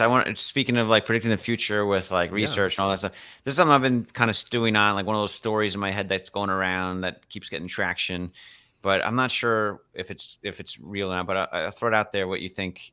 What do you think of like all this interest with the crypto, boom that we've seen, in the last few years? By and large, there's been a lot of younger people, obviously, a lot of younger tech-focused people that are super interested in Ethereum and all these altcoins and all that stuff that, and these are people that were not investing in financial stock markets typically, I'd say, before. They were kind of like turned off. It's like, oh, that's my grandparents' thing or whatever. They're probably turned off on it. But what do you guys think about this younger generation of people kind of coming around to the idea that, stocks are incredible? It's like better than cryptocurrency because you can buy stocks, and sure, it could be, you have some board that could issue more shares or something, but by and large, buying these shares of stocks, I'm getting much more for my buck versus buying some crypto code, because the stock represents a piece of ownership of a company that produces something and could eventually give me dividends and all this stuff, so I don't know, I feel like there could be some awakening of the younger woke folks that are so into crypto to realize and come around to like, the older people that have been investing in stocks, that's what I wanted all along. And I should just kind of fall into place and start researching stocks and buying stocks and stuff. I don't know. What do you think? So it's kind of like a gateway drug to like investing in stocks kind of thing. Yeah, exactly. Gateway drug to investing in stocks for young people that were before the Coke. young people that were so stubborn to do what their parents do or whatever, trying to do their own thing. Yeah. Oh, I find it. Go ahead, Mike. Yeah. I just find it weird that people see cryptocurrency as an investment. I'm like, no, I think stocks are the investment. Cryptocurrency is a currency. It's meant to be spent. Like it's you don't spend stock. You can't be like, here's a stock of Tesla. Give me my groceries. Yeah. Well, that is the name, but that's definitely not what exists currently. Everything that exists currently is basically, all Ponzi's on top of Ponzi's on top of Ponzi's. And I say that as someone who I spent several months late last year, early this year, really spending a bunch of time in the Solana ecosystem. I launched a small NFT project to kind of see how that worked and what all was going on, and bought and sold a bunch. And my takeaway after several months of it was that the technology, there's no product market fit other than selling hope to people and fleecing unsophisticated investors. And so we'll see. I don't think that's going to be the long term. I think there's going to be useful products that are created in that ecosystem, but you have to sift through a ginormous hill of crap before you'll ever find what that is right now. Yeah. I do think that the notion, though, that people invested in crypto is somehow going to be like a gateway towards individual stocks and put all the shit coins aside. I do think I personally think Bitcoin has value. Like this borderless transaction of values is very attractive, and we have families in countries that don't have great reliable governments, and Bitcoin is actually a very, very, very, very usable thing. So outside of Bitcoin, it's kind of dubious for me. But I do think it allows financial literacy and people understanding how markets work is, especially in the States, I find no one knows what the hell a market cap is. No one understands what a stock market is, and that when you buy a stock, you're just trading with somebody who's willing to sell you the stock. It's not just being created in this random space. A lot of people don't really understand how a market actually works, and how IPOs are created, and how companies can add additional shares. And I do think I am hopeful that the crypto movement, and really the advent of Robinhood, and these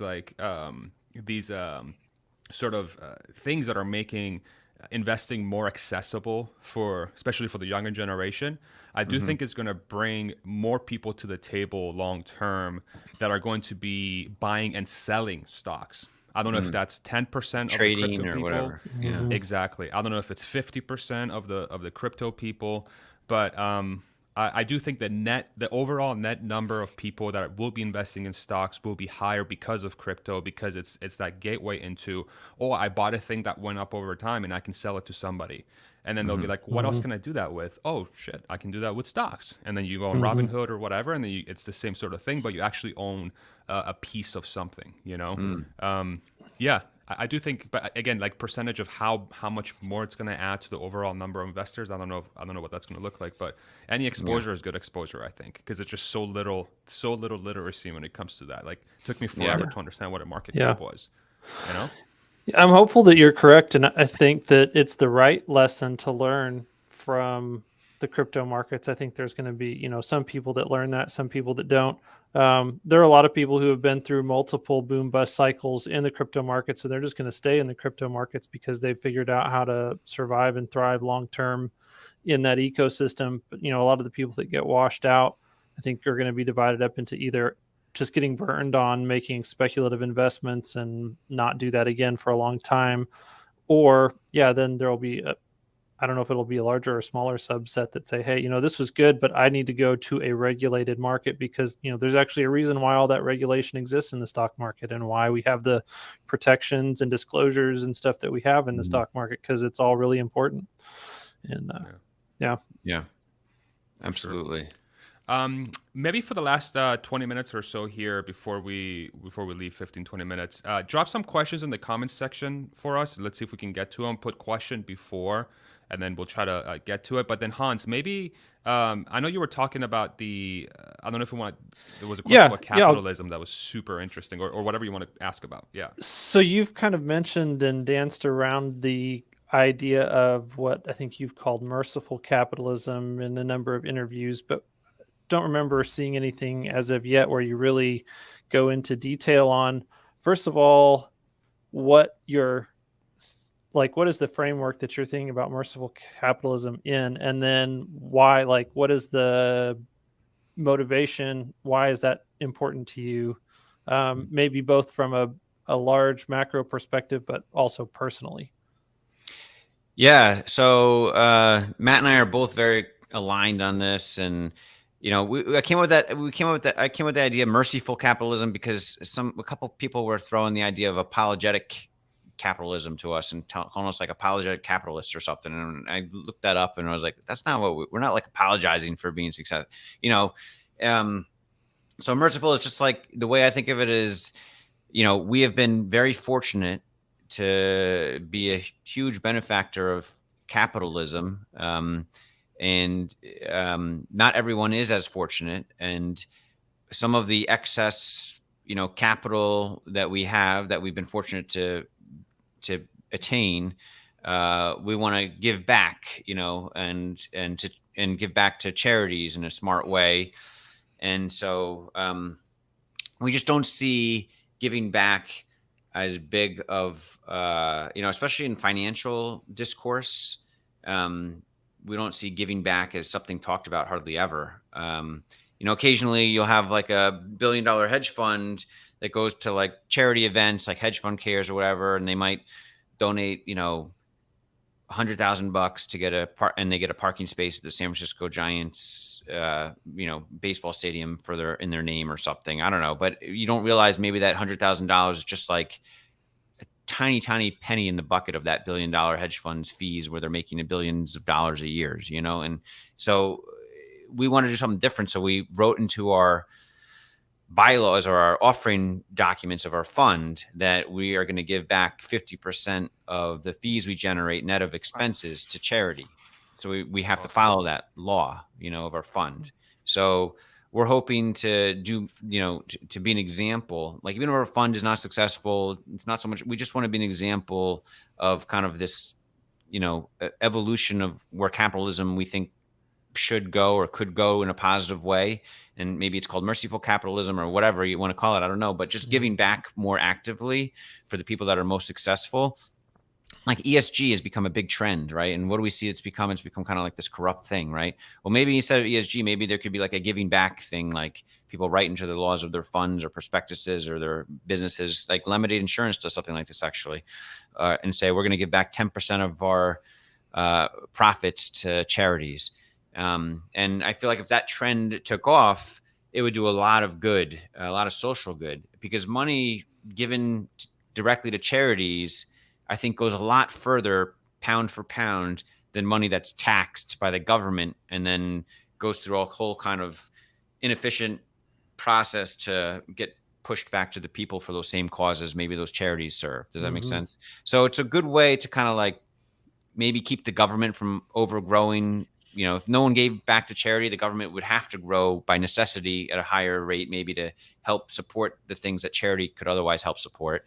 And at the same time, capitalism does also seem like in recent years, has gotten sort of a bad name with the younger generation, who's become more interested in socialism and even communism.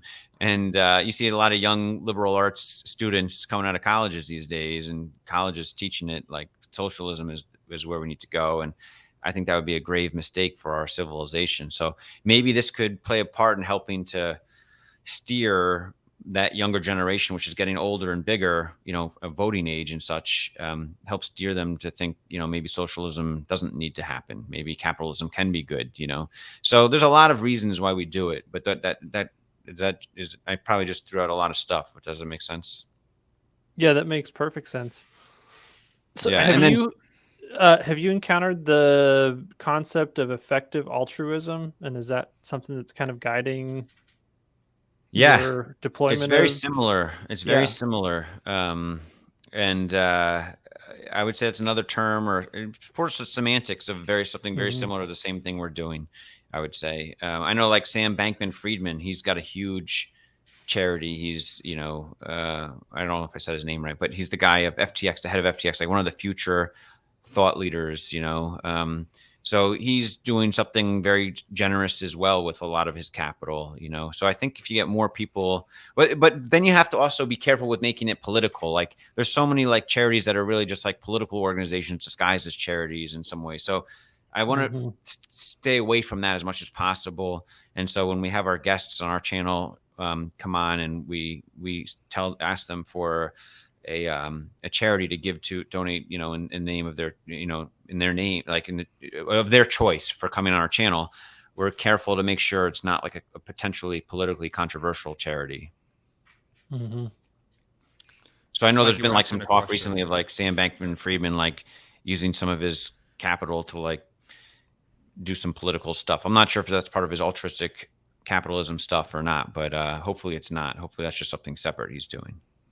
Whenever people bring up charities to me, I always think what I like.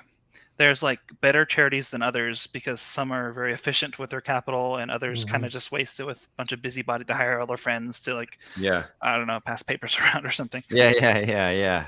So how do people do? I mean, am I the only one who thinks about that? Or no, like, it's a big obstruction or a big obstacle in how to give back. I agree. And there's two things I want to say on that. One is I watched a really interesting. I'm trying to find the guy. I think I might have tweeted it once, but there's this YouTube TED talk by a guy who did like a breast cancer walk for awareness foundation or charity he set up, and it became one of the biggest breast cancer, grants, like many millions of like hundreds of millions of dollars or something. It's like the breast cancer walks you see all over the country once a year or something is because of his foundation or charity, I think. But it started out as a charity that actually was like $50,000, but he dedicated like 30,000 of it to marketing it, right? And that's normally like a black mark. Like, why would you donate to a charity that has such overhead, that has like 60% overhead or something like that?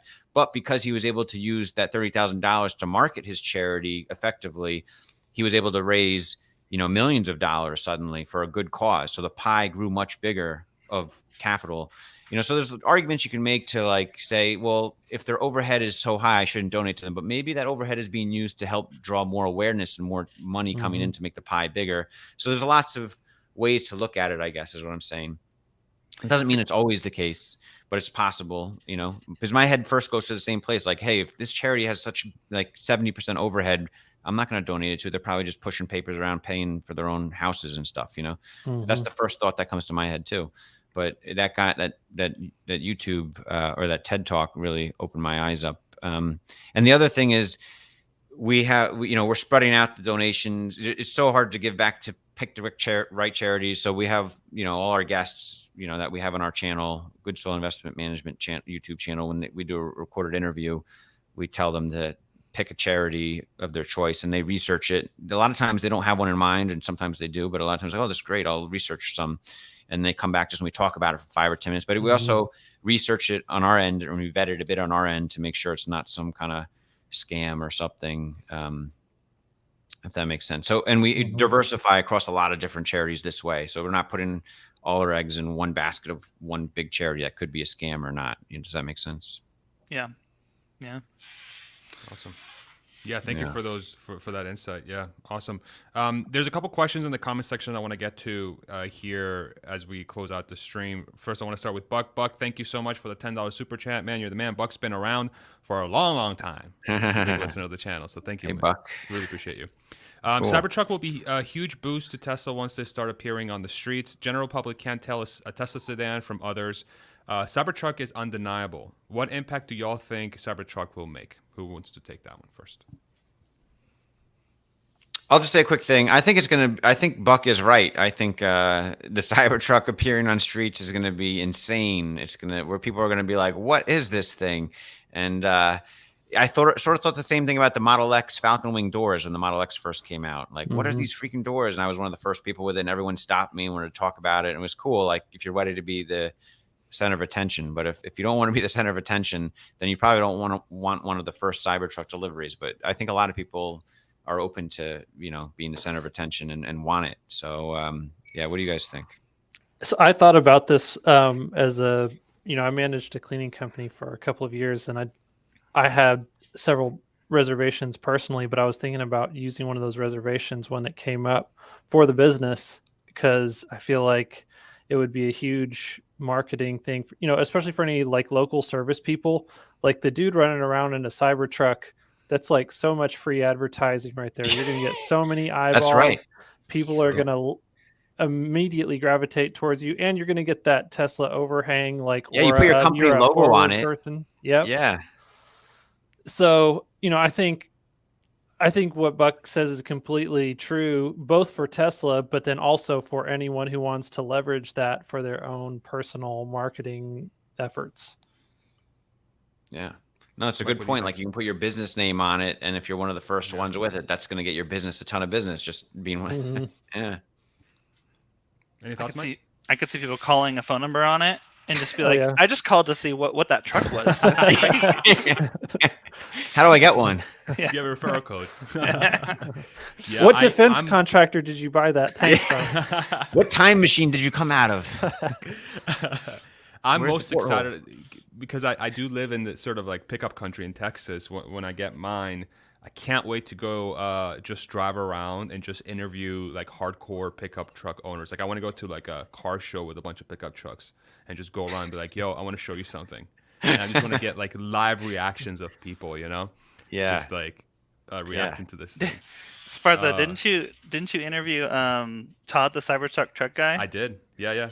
I love his saying. He's like, it's a truck disguised as a tank disguised as a triangle. That's the best. It's so true. That's so good. true. We'll do a few more minutes, Emmet. You're still good for a couple minutes? Yeah. I want to make sure. I want to be respectful. So, Noah, thank you so much for the $5 super chat, man. I really appreciate you guys.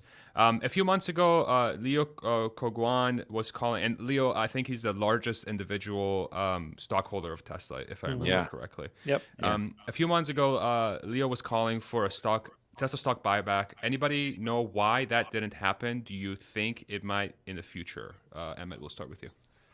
Yeah, I remember that. And, these things don't happen like immediately when maybe the idea was floated in the next board meeting, they touch on it or something. But I think it's premature for Tesla stock buyback in this kind of macro environment as well, where we don't know how bad this recession may or may not be, for example. And with uncertainty of lockdowns potentially looming still, I don't think there should be any lockdowns really serious in China again. Hopefully not, knock on wood, but you never know. Like there's just lots of uncertainty out there still that I think they'd prefer to have a bigger cash cushion on for the time being.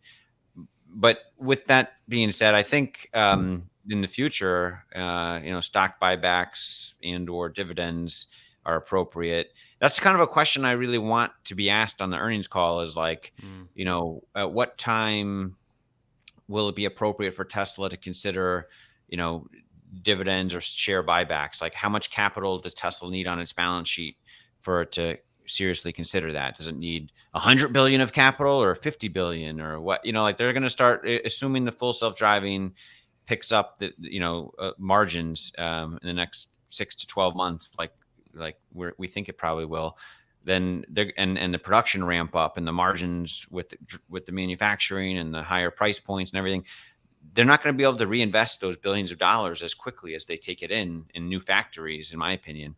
So even with investing in new factories in Indonesia or wherever else, like I feel like their balance sheet's going to still grow significantly. And at some point you got to do something with that capital, I would think. So that's a question I hope they can address. I wonder if Elon will be on this call or not too. Anyway, what do you guys think? Yeah, I definitely think that was a big factor in Elon's thinking and the whole deal. He's been talking about being worried about macro environment for a long time. And so I know that, in his mind, using any cash to do stock buybacks when he's anticipating a macro event wouldn't have been something that made sense to him personally.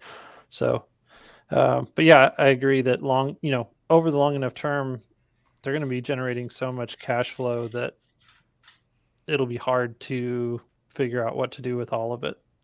Yeah. Mike, any thoughts? I don't know if Elon will show up on the call this time. He was on the call last time. Yeah, he was. Yeah. All right, and then one last one. This one's actually a super interesting question. Philip, don't you guys ever get that chill? Like, am I totally wrong? Can Tesla really pull this off? In contrast to the times you feel like they will conquer the world, that is. Do you ever doubt or are afraid that you have this whole thing wrong and Tesla Q is right? No, I don't. I used to once in a while when I was left to my own device, and this is like 2014 to 2017 or 18 or even 19. Yeah. So I used to once in a while think that, when I didn't, because Tesla wasn't on, you couldn't like Google, you couldn't find Tesla on Twitter very much back then either. There was no Tesla Twitterverse, there was like Seeking Alpha articles and comment sections in Seeking Alpha articles that were like garbage, you'd have like the battles there of the bulls versus bears, and you don't know who's real or who's like a wacko or whatever. And then there was the Tesla Motors Club forums though. And that was really a great resource for getting the conviction back and realizing like this FUD about Tesla fires is way overblown or whatever, just understanding like these Tesla Q tactics that are all these headlines they put out to like really panic you as a long holder. you get to see through that much easier when you have a lot of sophisticated Tesla bulls around you and all different specialties able to weigh in on whatever the specialty that the FUD is trying to be spread against, if that makes sense. Mhm. Yeah, absolutely. Yeah. I imagine I would have had chills if I was invested during that time. Yeah.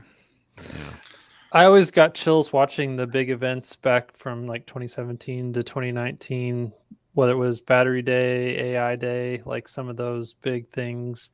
And then I would watch the market reaction. I'd be like, holy crap, why does no one understand what they just said? Yeah. Yeah. I think we're right there. I think we're there now with full self-driving still. I think there was so much doubt around Model 3 ramp, and I'm seeing so much of that now with full self-driving that I think, like AI Day 2, I bet you all of us are going to get chills, and the stocks... In a good way. In a good way, yeah. Oh, okay. In a very good way, yeah. And sorry, I kind of switched it up in my brain. And we're going to look around and be like, how come nobody else is seeing this craziness? And then, in a couple Yeah, of the years' stock time- price will go down. And... Yeah, exactly. Yeah. This is crap. Yeah. I don't understand it. Yeah. Yeah. Oh, well. Yeah. Crazy Yeah. stuff. Thank you all so much for joining. Emmet, you've been awesome. I hope everybody got value out of this. That's really the point behind these community forums, is to try and see if we can create free flow discussion that's really deep dives topics with the community. I'll give you the last few words. Plug your channel, plug your Twitter. Any last thoughts? Go for it. Nah, no plugs. We don't really. I mean, if it comes up naturally, I might reference it, but I don't really actively try to plug our channel. People who stumble upon it and like it can subscribe on their own. I don't need to tell them to subscribe or like it or whatever. So it's not a money-making operation in any way. We just kind of try to open source our ideas or research with specialty people we interview there. We'll see what happens over time with it. But we like doing that once a week live stream thing on Tuesdays to go over stuff. And as far as that, I think you should, as I mentioned to you in the chat, I think you should figure out how to do this on Twitter Spaces at the same time, because I do like your live streams, but I'm most often scrolling through Twitter to look for updates from Elon or whatever. And then I see the spaces pop up of like other people doing Tesla. And then I start listening to it. I'm like, these people don't know what they're really talking about. None of these people really are invested in Tesla very much, but maybe Whole Mars is on it or something. And then I recognize later when I look at YouTube that you were doing a live stream at the same time. And I would rather listen to that, So I think like if you could just, there's ways to do it. You can't take on, like if we're doing a chat like this with the 4 of us or 5 of us, whatever, you just say, everyone go on Twitter at the same time. I'm going to invite you all as co-hosts and we'll have our AirPods in at the same time, but turn your microphone down on your computer because you'll listen to me on your AirPods or whatever. And then there's no background noise. Then you're talking and everything's being picked up at the same time on Twitter Spaces as well as this. And it gets you more exposure. It's something to think about. I think it would be helpful to broadening, because a lot of people tune into those Twitter Spaces and they'll have like 600 or 1,000 people listening.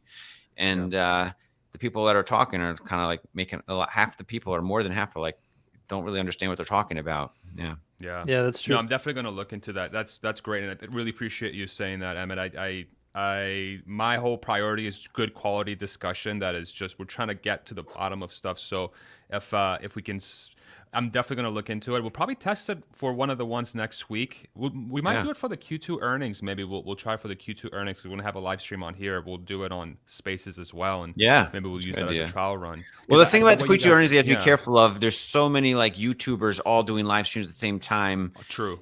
A good time maybe to test it, like when you think it's not like a super popular. Maybe the time. day I don't know. before. I'm just throwing it out there. Yeah, we're gonna have Tom Nash on the day before, just to chat with him, and maybe we'll use that as a trial run and see how that works. Yeah, or maybe the day or that Friday or something. Yeah, he'd be great because he's probably got like 100,000 Twitter followers too, or something. He's probably got a lot. Quite a bit.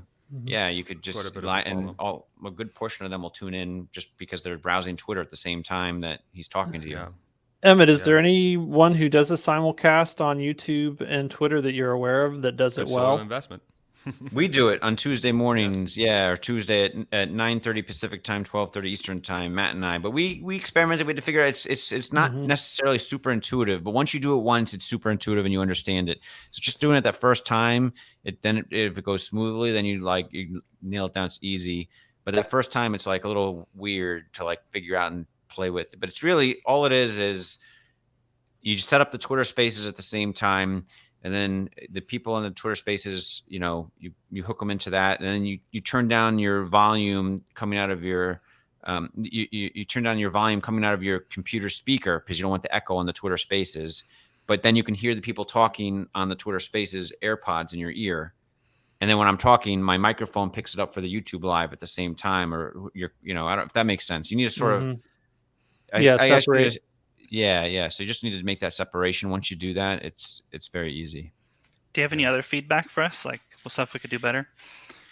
No, I think that's it. I mean, that's the only. I think that would be the lowest hanging, and not necessarily low hanging fruit. It's sort of tricky fruit, but I think that would be the most. It would be by far the most important fruit to tackle, in my opinion. Awesome. Yeah, because I Twitter is appreciate such a that. huge meeting place. People discover different people. The Yeah. YouTube channel will grow much more likely too, in my opinion. If you do that, you'll get a wider audience on the YouTube channel too. Because you can mention in the beginning, like, yeah, we're on our YouTube Live channel as well. If people want to watch it, or but you can't take in like guests on Twitter Spaces, for example, like guest speakers on Twitter Spaces. It won't translate to YouTube Live. And in your YouTube Live, you wouldn't be able to take on the guest appearances live on the fly from someone asking a question in video format. We'll probably have to do the Spaces on like for specific forums where we won't add additional people, and then maybe for the additional people one, it's like Twitter Spaces only or YouTube only. Yeah, exactly. But I really appreciate that feedback, and we'll definitely look to make it happen. Yeah, thanks, man. Cool. And since you won't plug your channel, Good Soul Investment, YouTube, Emmet Peppers, Matt Smith, amazing. They do great work. And thank you again, Emmet. I really appreciate you being so kind and very open with your time, man. We really enjoy. I think I can speak in behalf of Hans and Mike. Yeah, thanks. It was awesome. Oh yeah. Cool. Yeah, good chatting. I'll be down in Austin in a few weeks, far as that. So we'll touch base. Maybe we'll get together. Let's do it. Cool. Get some barbecue and a beer. Yeah. All right, everybody. All right, guys. Thank you all very much. Later.